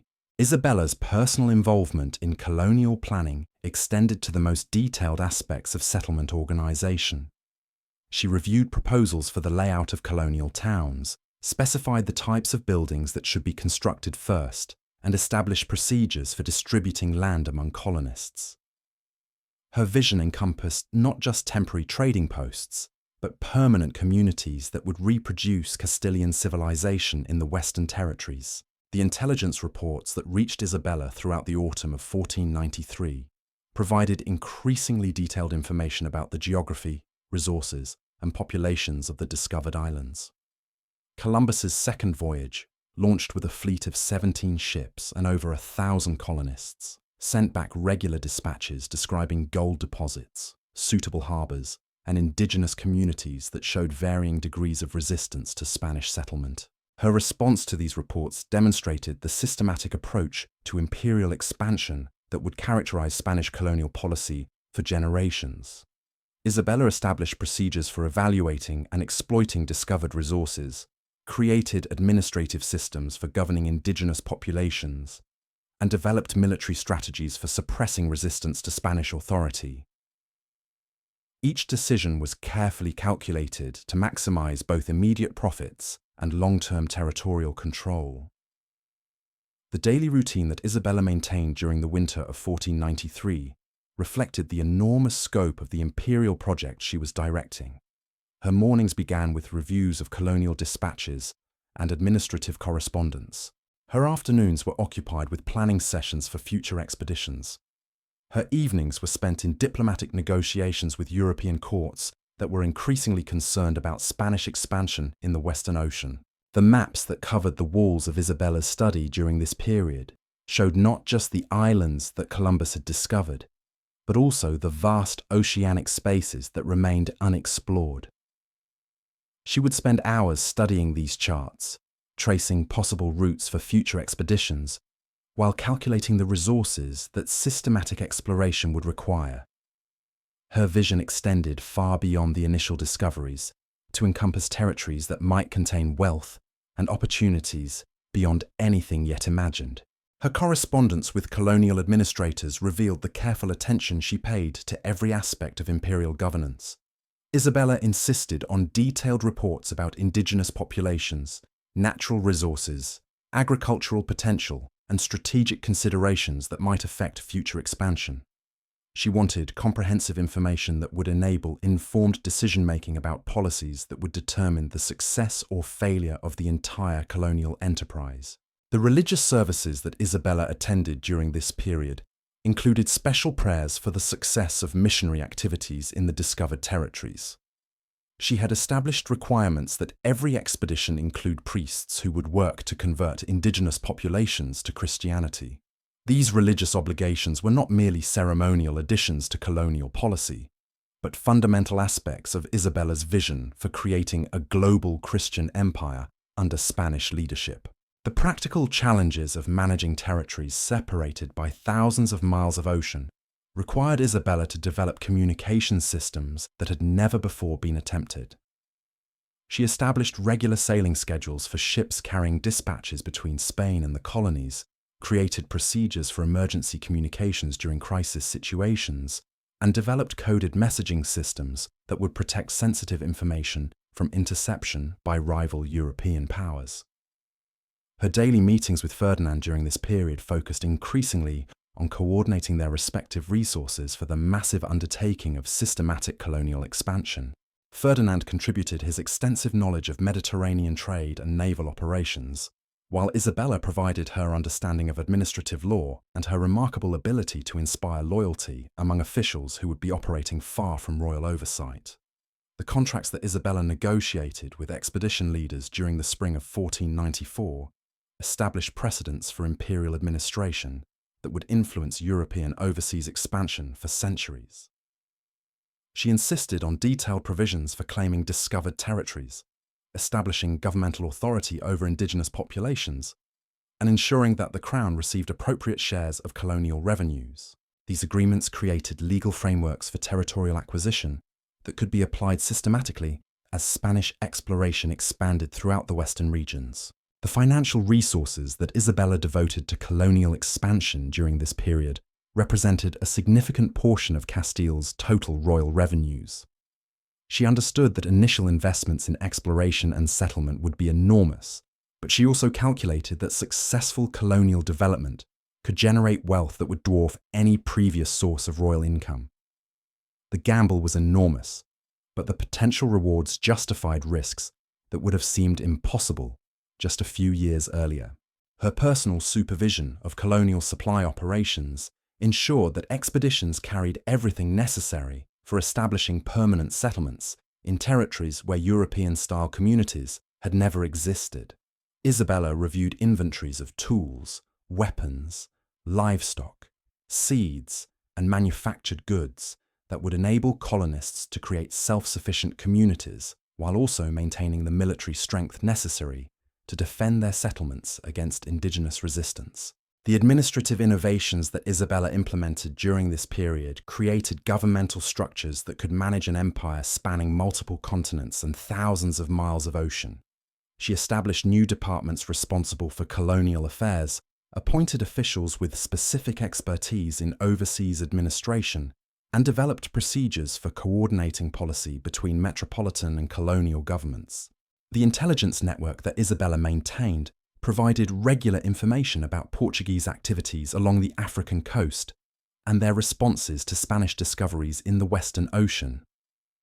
These reports revealed growing Portuguese concern about Spanish territorial claims and increasing competition between the two kingdoms for dominance in overseas exploration and trade. Isabella's response to Portuguese pressure involved a combination of diplomatic negotiation and military preparation that demonstrated her sophisticated understanding of international politics. She participated in talks that would eventually produce the Treaty of Tordesillas, dividing the world between Spanish and Portuguese spheres of influence, while simultaneously strengthening Spanish naval forces and accelerating colonial expansion to establish facts on the ground that would support her negotiating position. The daily routine that Isabella established during the summer of 1494 reflected the increasing complexity of managing an empire that was expanding faster than anyone had anticipated. Her mornings began with colonial correspondence and administrative planning. Her afternoons were devoted to diplomatic negotiations and military coordination. Her evenings were spent reviewing reports from explorers who were discovering new territories that extended Spanish claims far beyond the original islands that Columbus had found. The maps that she studied during this period showed an increasingly complex picture of Spanish territorial claims throughout the western regions. Each new expedition returned with information about additional islands, mainland coasts, and indigenous populations that expanded the scope of the imperial project beyond anything Isabella had originally envisioned. The scale of opportunity was matched only by the magnitude of the administrative and military challenges involved in effective territorial control. Her correspondence with colonial governors during this period revealed the careful attention she paid to maintaining royal authority over administrators who were operating thousands of miles from direct supervision. Isabella established detailed reporting requirements, created inspection procedures for colonial operations, and developed disciplinary mechanisms for officials who exceeded their authority or failed to implement royal policies effectively. The religious dimension of Isabella's imperial vision took on increased urgency as reports arrived describing the enormous indigenous populations that Spanish expeditions were encountering throughout the discovered territories.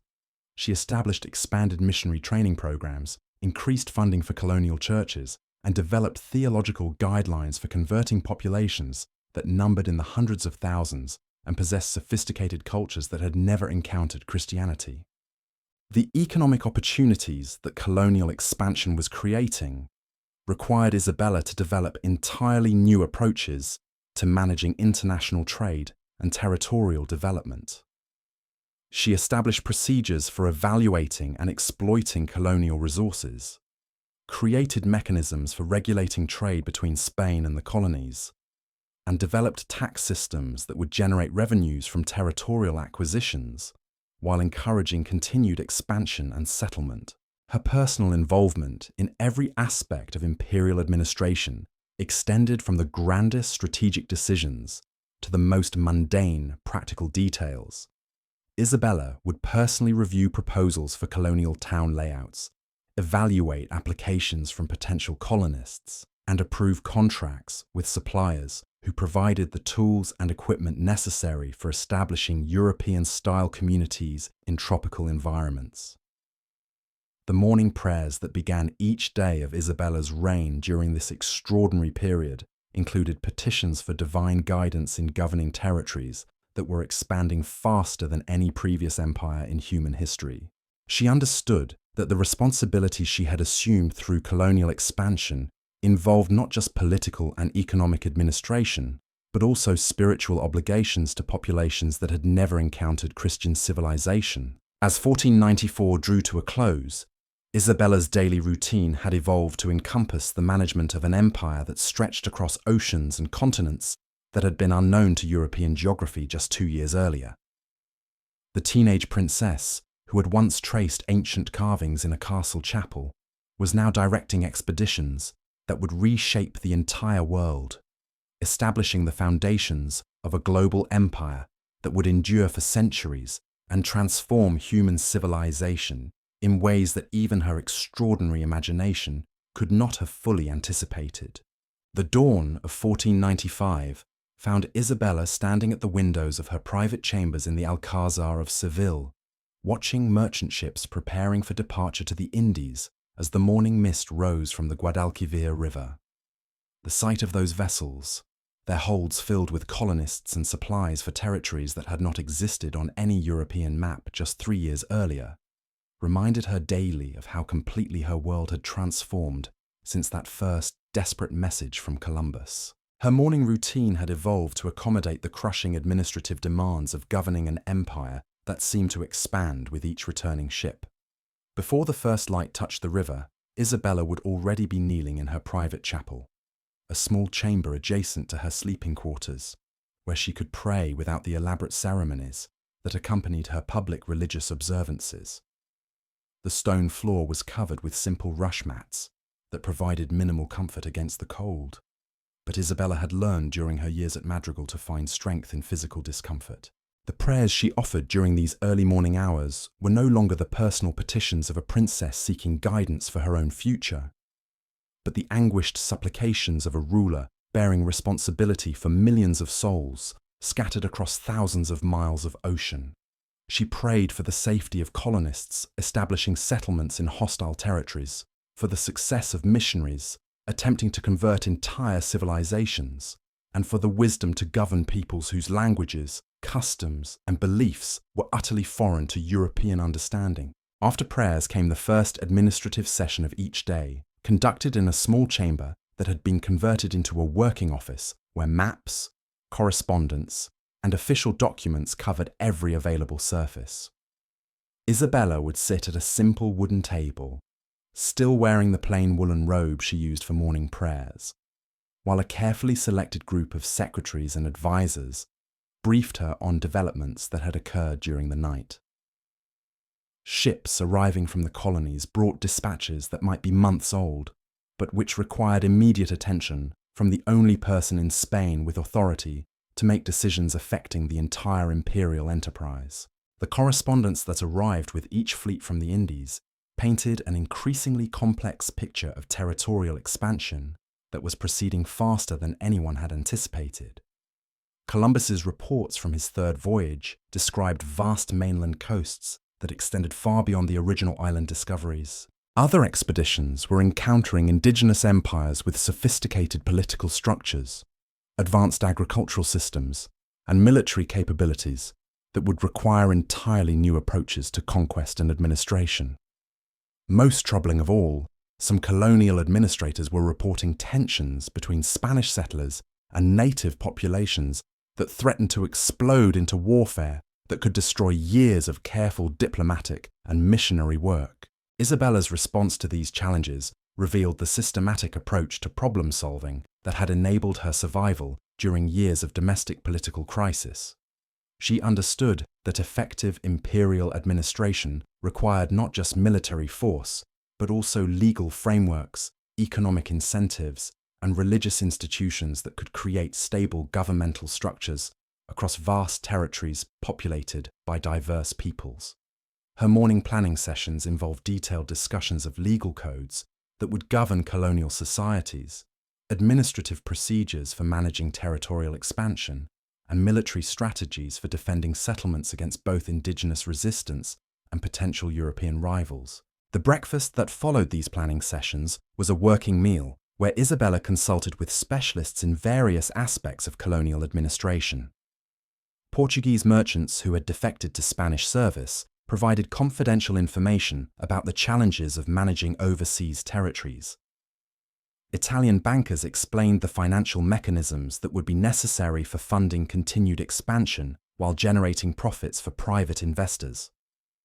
Former crusaders shared their experiences with conquest and settlement in distant lands, offering practical advice about maintaining military discipline and civilian morale during extended campaigns in unfamiliar environments. Her daily schedule during this period included regular meetings with shipbuilders, navigators, and suppliers who were preparing the constant stream of expeditions that carried colonists, soldiers, and supplies to the expanding territories.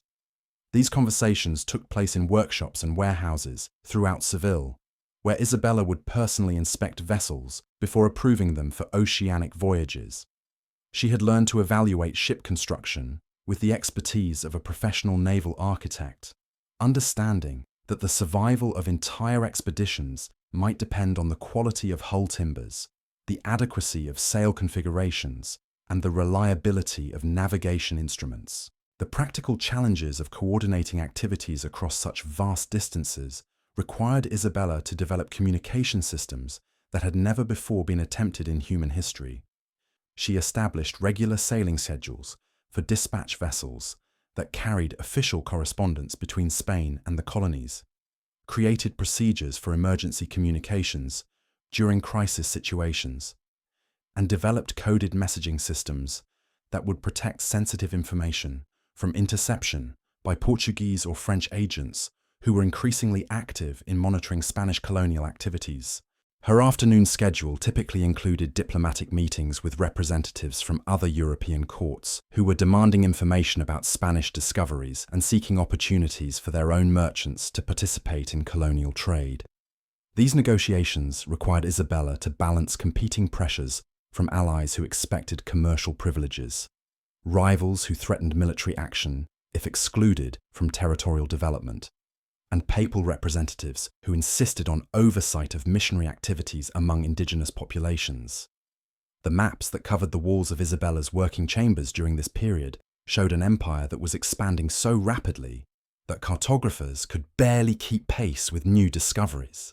Each returning expedition brought reports of additional territories that extended Spanish territorial claims far beyond anything anticipated in the original colonial planning. The scale of these discoveries was creating administrative challenges that had never before been faced by any European government, requiring innovations in law, finance, and military organization that would influence imperial administration for centuries. Isabella's personal involvement in colonial policy extended to the most detailed aspects of settlement planning and indigenous relations. She reviewed proposals for the layout of new colonial towns, specifying the types of buildings that should be constructed first, and establishing procedures for distributing land among colonists. Her instructions covered everything from the location of churches and government buildings to the agricultural techniques that should be used for growing European crops in tropical climates. The evening meals that Isabella shared with Ferdinand during this period were intensive working sessions where they coordinated their respective resources for the massive undertaking of systematic imperial expansion. Ferdinand contributed his extensive knowledge of Mediterranean naval operations and his understanding of the diplomatic complexities involved in managing relationships with other European powers. Isabella provided her expertise in administrative law and her remarkable ability to inspire loyalty among officials who would be operating far from direct royal supervision. Their conversations during these evening sessions revealed the enormous scope of the imperial vision that was taking shape through Spanish territorial expansion. They discussed not just the immediate challenges of governing existing colonies, but also the long-term possibilities for expansion that might carry Spanish influence throughout the Western Hemisphere and beyond. The territories that Spanish expeditions were discovering seemed to extend indefinitely, creating opportunities for empire building that could potentially surpass the achievements of any previous civilization in human history. The religious services that punctuated Isabella's daily routine took on increased significance as reports arrived describing the enormous indigenous populations that Spanish colonists were encountering throughout the discovered territories. She had established requirements that every expedition include priests who would work to convert native peoples to Christianity, but the scale of the missionary challenge was proving far greater than anyone had anticipated. Entire civilizations with millions of inhabitants were being brought into contact with European culture for the first time, creating opportunities and obligations that tested the limits of conventional religious understanding. Isabella's response to these missionary challenges involved the establishment of new training programs for priests who would serve in colonial territories, the development of theological guidelines for converting populations that possess sophisticated cultures, but no knowledge of Christianity, and the creation of administrative structures for building churches and establishing religious communities throughout the expanding empire. She understood that successful colonial administration would require not just military conquest, but also spiritual transformation that could create lasting bonds between Spanish authorities and indigenous populations. The financial resources that Isabella devoted to colonial expansion during 1495 represented an enormous gamble with the future of Castile itself. The costs of maintaining regular shipping to the colonies, supporting growing settler populations, and defending territorial claims against both indigenous resistance and European rivals were consuming significant portions of royal revenues. But the potential returns from successful colonial development appeared to justify investments that would have seemed impossible just a few years earlier. Her personal supervision of colonial supply operations ensured that expeditions carried everything necessary for establishing self-sufficient communities in territories where European-style settlements had never existed. Isabella reviewed inventories of tools, weapons, livestock, seeds, and manufactured goods that would enable colonists to reproduce Castilian civilization while maintaining the military strength necessary to defend their communities against potential threats. The administrative innovations that Isabella implemented during this period created governmental structures that could manage territorial expansion proceeding faster than any previous empire in human history.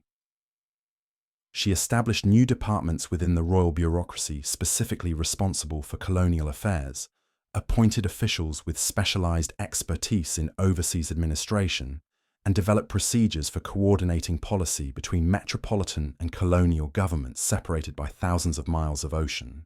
The intelligence network that Isabella maintained provided regular information about Portuguese activities along the African and Asian coasts, French exploration in northern territories, and potential threats from other European powers who were becoming increasingly concerned about Spanish dominance in overseas expansion.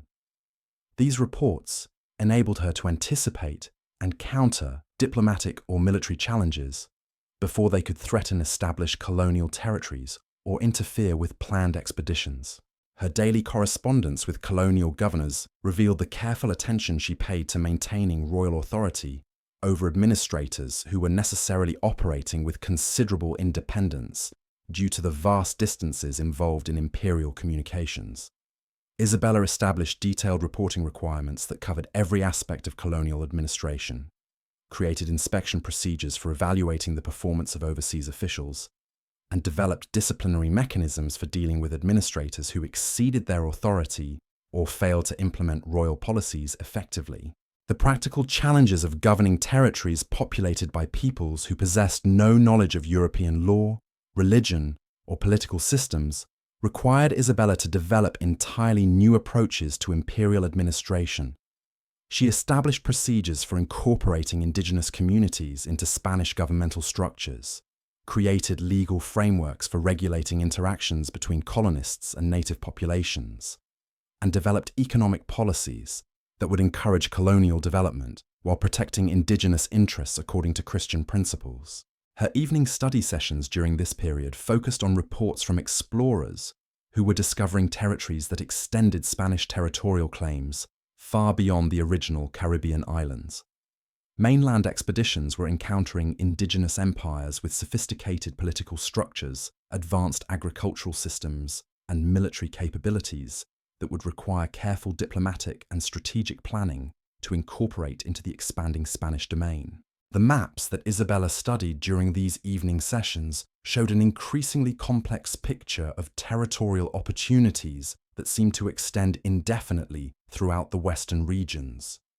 Each new expedition returned with information about additional coasts, river systems, and indigenous populations that expanded the scope of potential Spanish expansion beyond anything that European political theory had previously contemplated.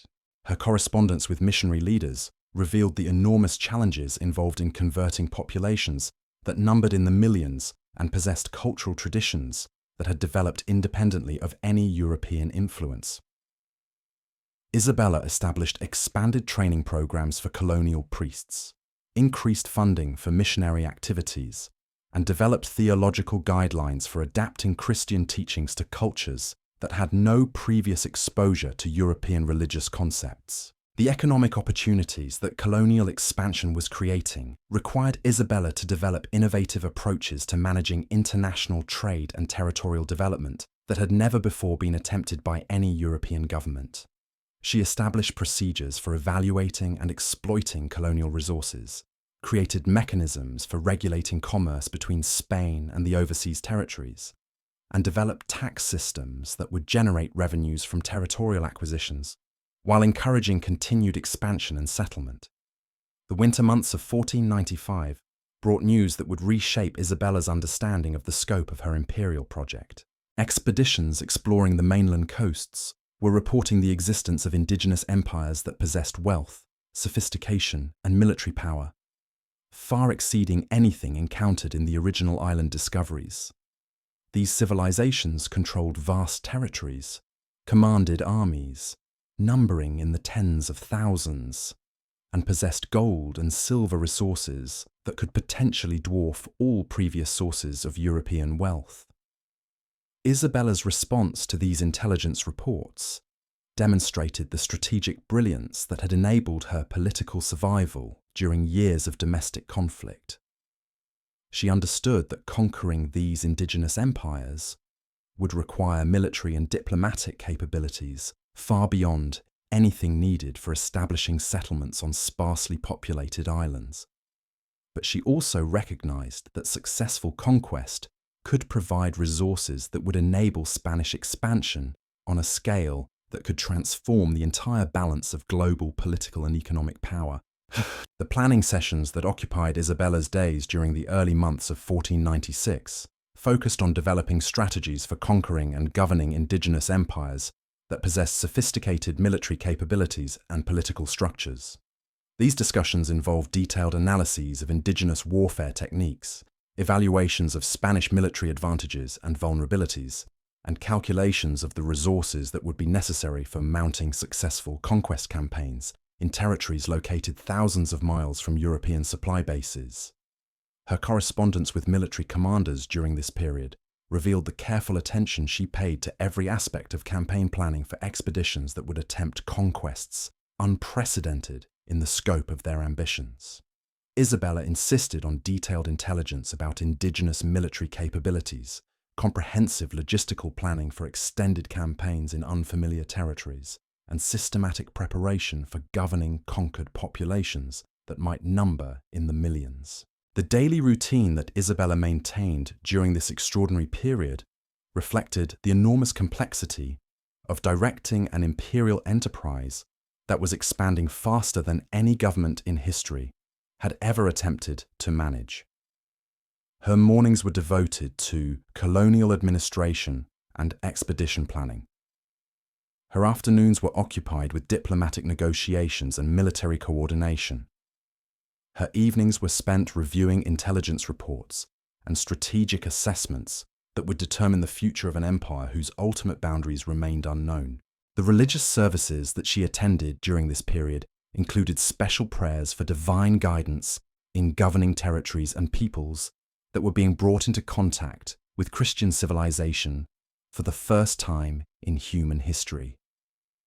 Isabella understood that the responsibilities she had assumed through colonial expansion involved not just political and economic administration, but also spiritual obligations to populations whose eternal salvation depended on the success of missionary activities that she was directing from thousands of miles away.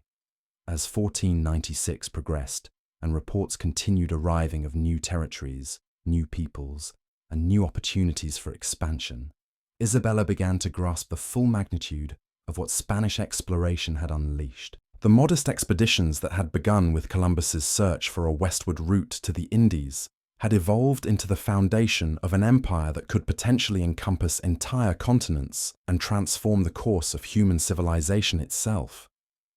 The teenage princess who had once spent quiet afternoons at Madrigal Castle dreaming of conquest and expansion was now directing the creation of a global empire whose ultimate extent would not be determined for generations to come.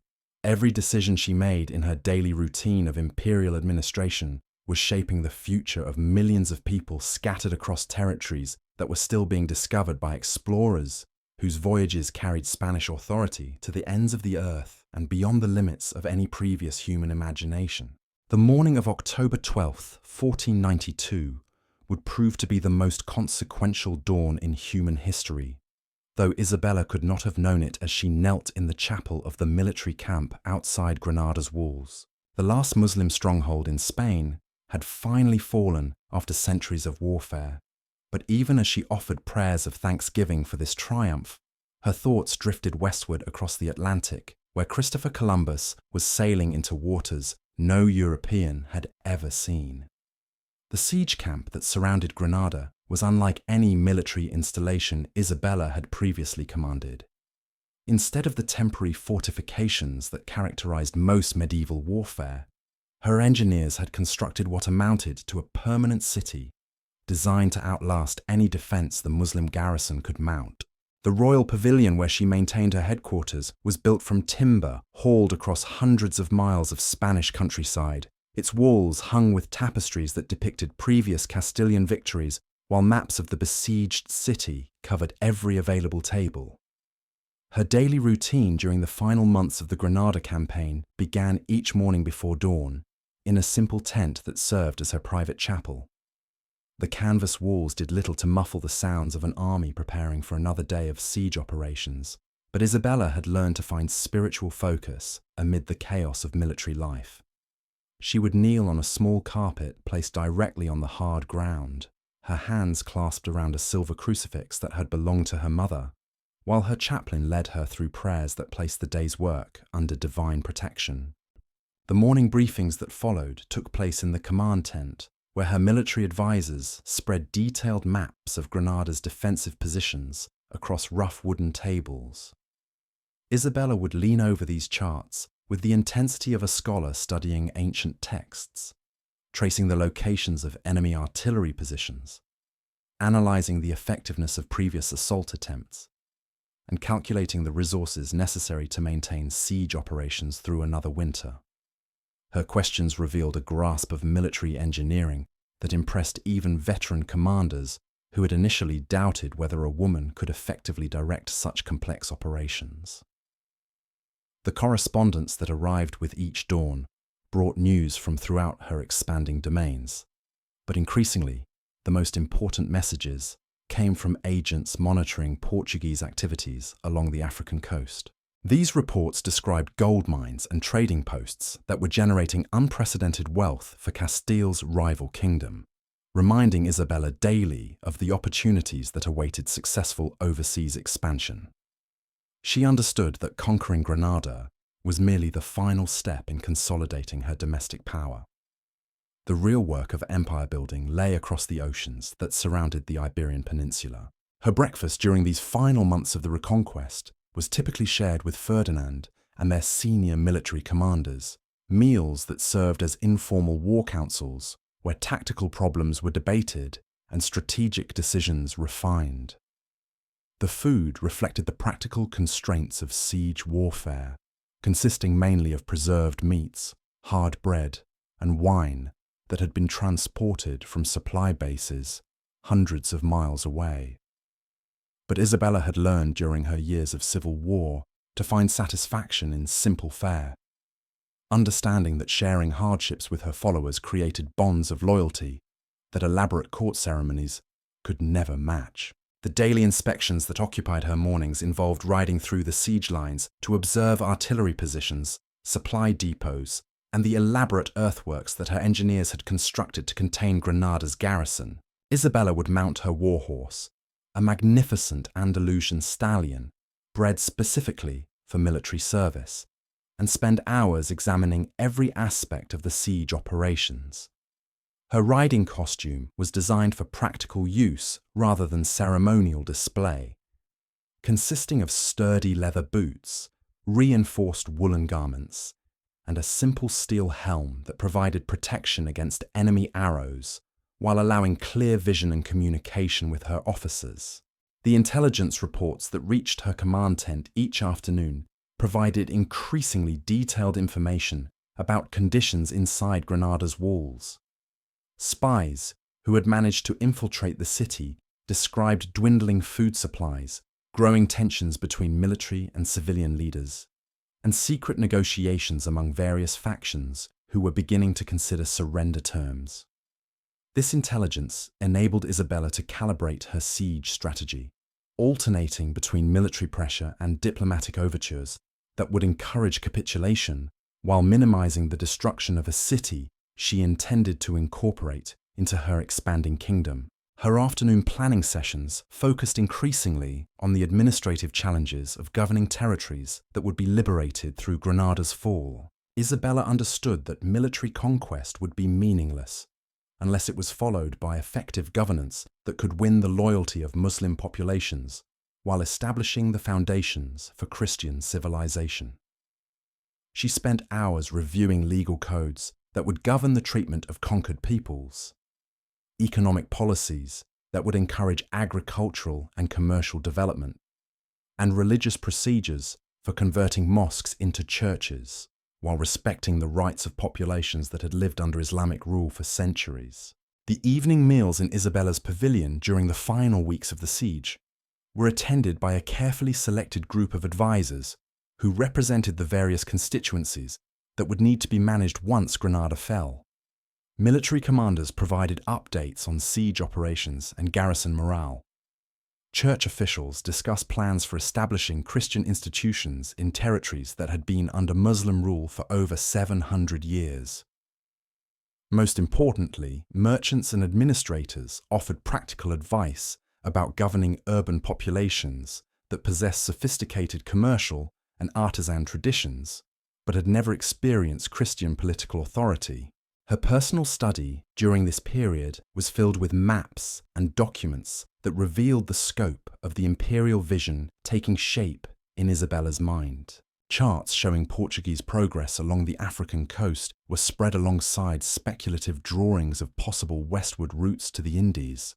Reports from Italian merchants described the enormous profits generated by Asian spice trades, while correspondence from various explorers outlined proposals for expeditions that could establish Castilian trading posts to rival Portuguese achievements.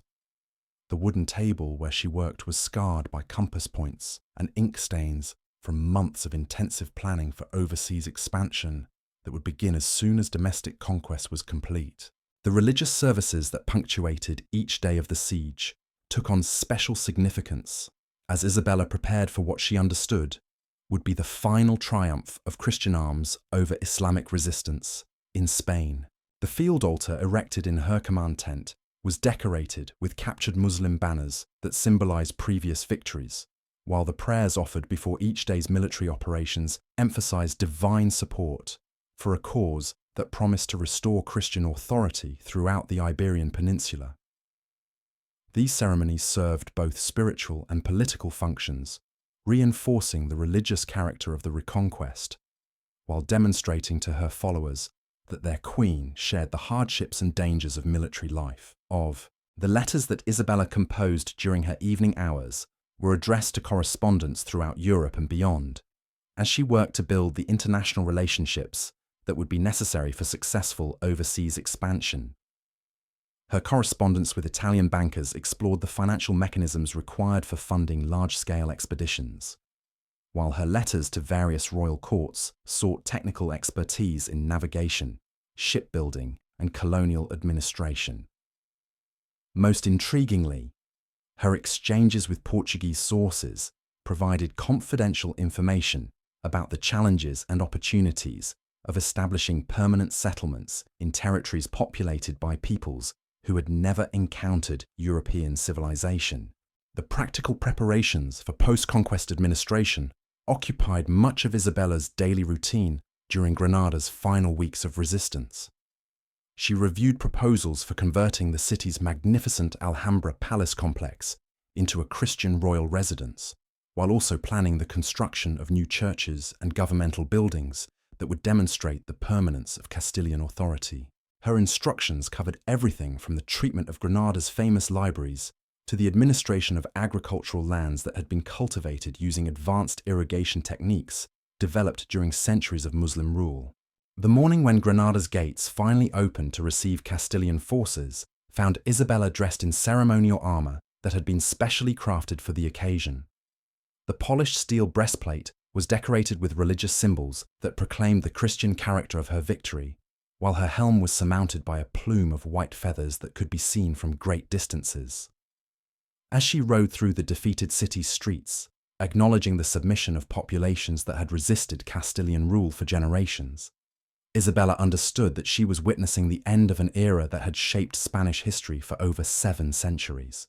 The ceremony that formally transferred control of Granada to Christian authority took place in the courtyard of the Alhambra, where Muslim officials surrendered the keys to the city, while Isabella's chaplains offered prayers of thanksgiving for what they proclaimed as divine vindication of Christian righteousness.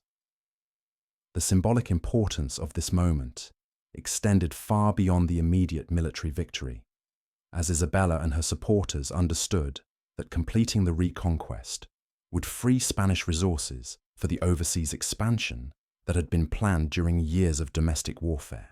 The administrative challenges that immediately followed Granada's conquest required Isabella to demonstrate the governmental skills she had developed during decades of political struggle. The city's population included not just Muslim soldiers and officials who had directed the resistance, but also thousands of civilians whose cooperation would be essential for successful integration into the expanding Castilian kingdom. Her policies toward these conquered peoples combined practical tolerance with systematic encouragement of Christian conversion, creating frameworks for cultural assimilation that would influence Spanish imperial administration for centuries. The celebration banquet that marked the completion of the reconquest was held in the same hall where Muslim rulers had entertained guests for generations, its walls decorated with intricate geometric patterns and Arabic calligraphy that testified to the sophisticated civilization that had flourished under Islamic rule. Isabella's decision to honor this architectural heritage while adapting it for Christian use reflected her understanding that effective governance required respect for local traditions as well as assertion of new political authority. The correspondence that flowed through Granada during the weeks following its conquest came from throughout Europe, as foreign courts sought to understand the implications of Spanish success in completing the reconquest.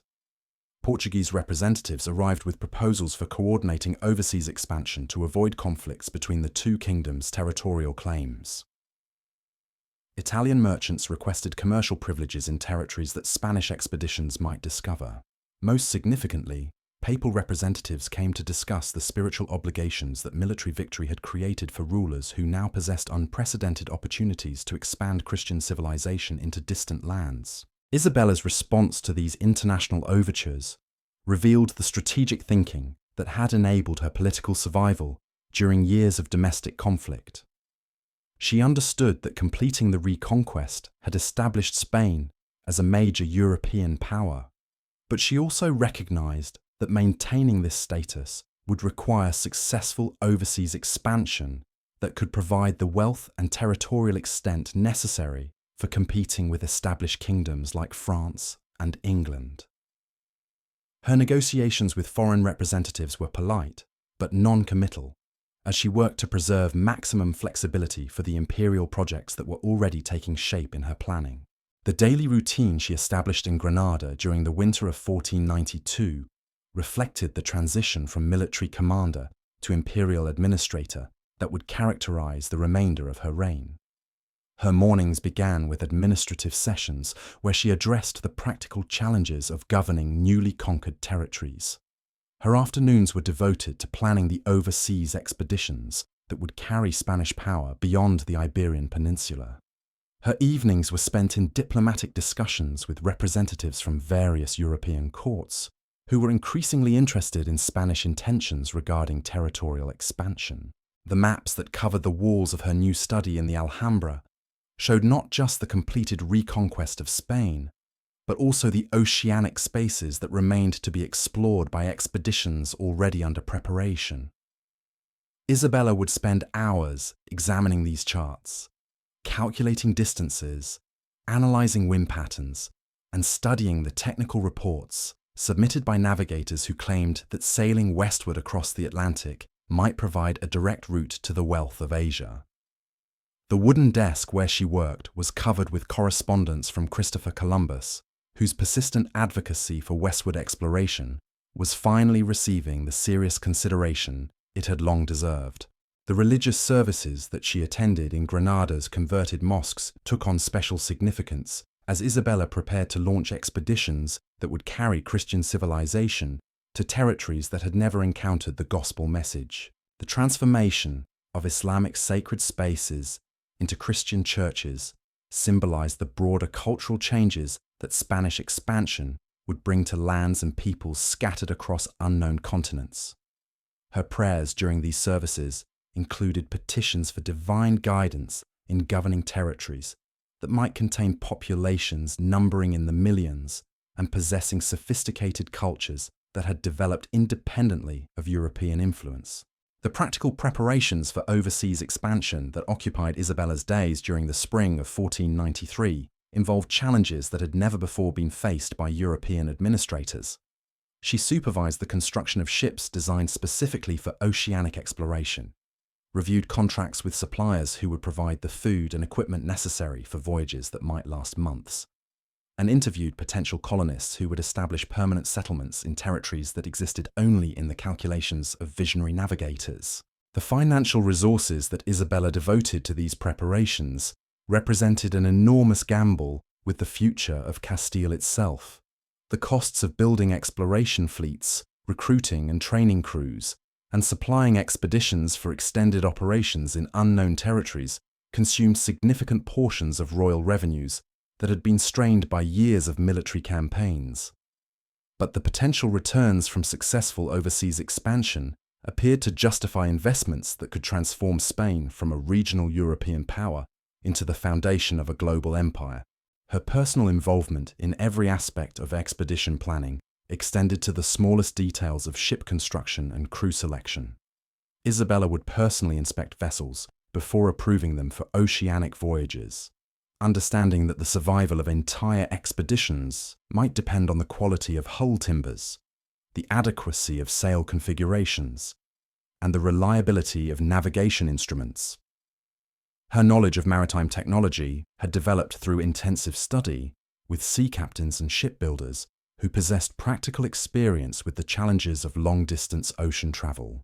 The morning when Columbus returned from his first voyage found Isabella kneeling in prayer in the royal chapel at Barcelona, where news of his success had reached her after weeks of anxious waiting.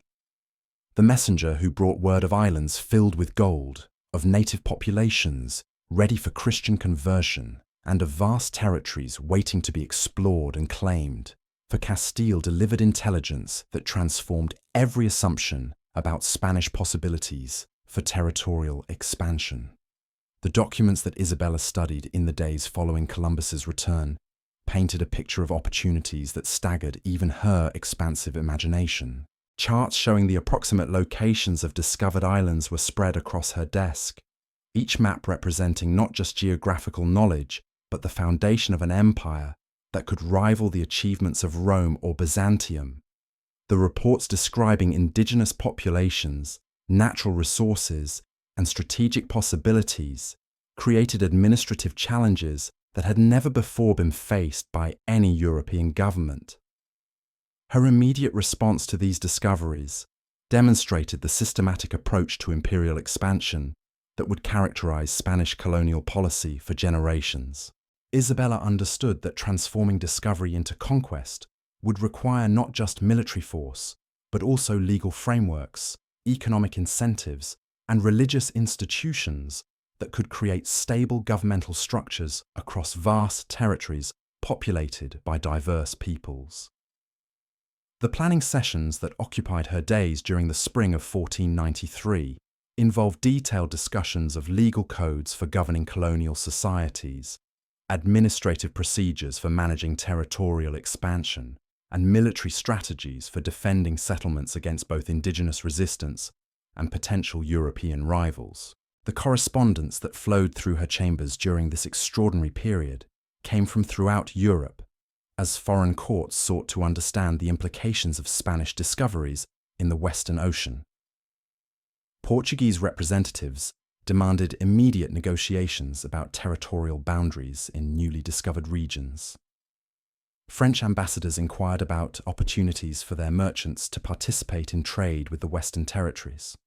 Most troubling, papal representatives arrived with questions about the spiritual obligations that discovery created for Christian rulers, who now possessed unprecedented opportunities to expand their faith into lands that had never heard the gospel message. Isabella's vision during these transformative months extended far beyond the immediate islands that Columbus had discovered to encompass territories that might contain wealth and opportunities beyond anything yet imagined by European political theory.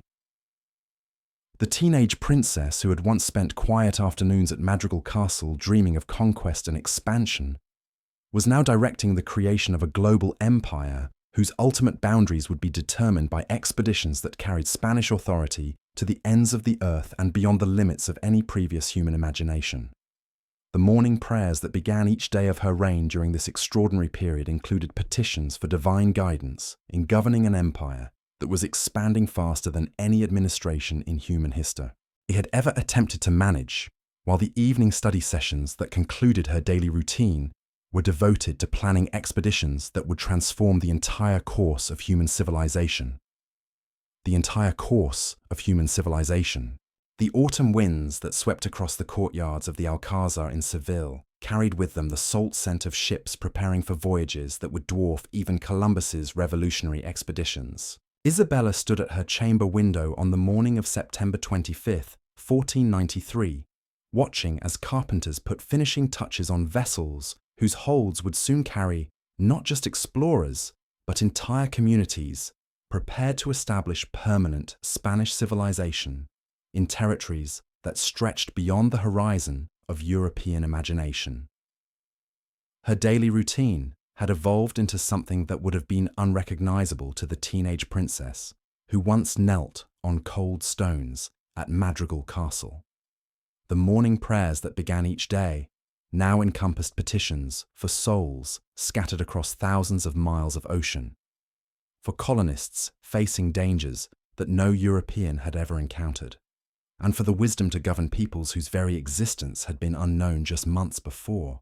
The first administrative session of each day took place in a chamber that resembled nothing so much as a ship captain's quarters, with charts covering every wall and dispatches from the Indies stacked on tables that groaned under the weight of correspondence from an empire expanding faster than any government in history had attempted to manage. Isabella would arrive before dawn, still wearing the simple woolen robe she used for prayer, to review overnight developments in territories where the sun was setting as Spanish morning began. The intelligence reports that greeted her each morning painted an increasingly complex picture of opportunities and challenges that tested every assumption about imperial governance. Columbus's second voyage had departed with 17 ships and over 1,000 colonists, creating the largest European expedition ever launched into unknown waters. But the dispatches returning from this massive undertaking described not just additional islands and gold deposits, but indigenous empires with sophisticated political structures and military capabilities that would require entirely new approaches to conquest and administration. Her breakfast conversations with Ferdinand during this period focused on coordinating resources for expeditions that were revealing the true scope of what Spanish exploration had unleashed.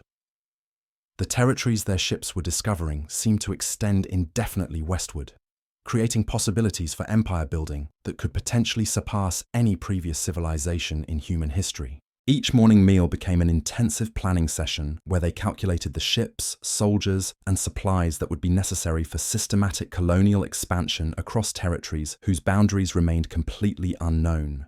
The correspondence that arrived with each returning vessel brought news that transformed Isabella's understanding of her imperial responsibilities with startling regularity.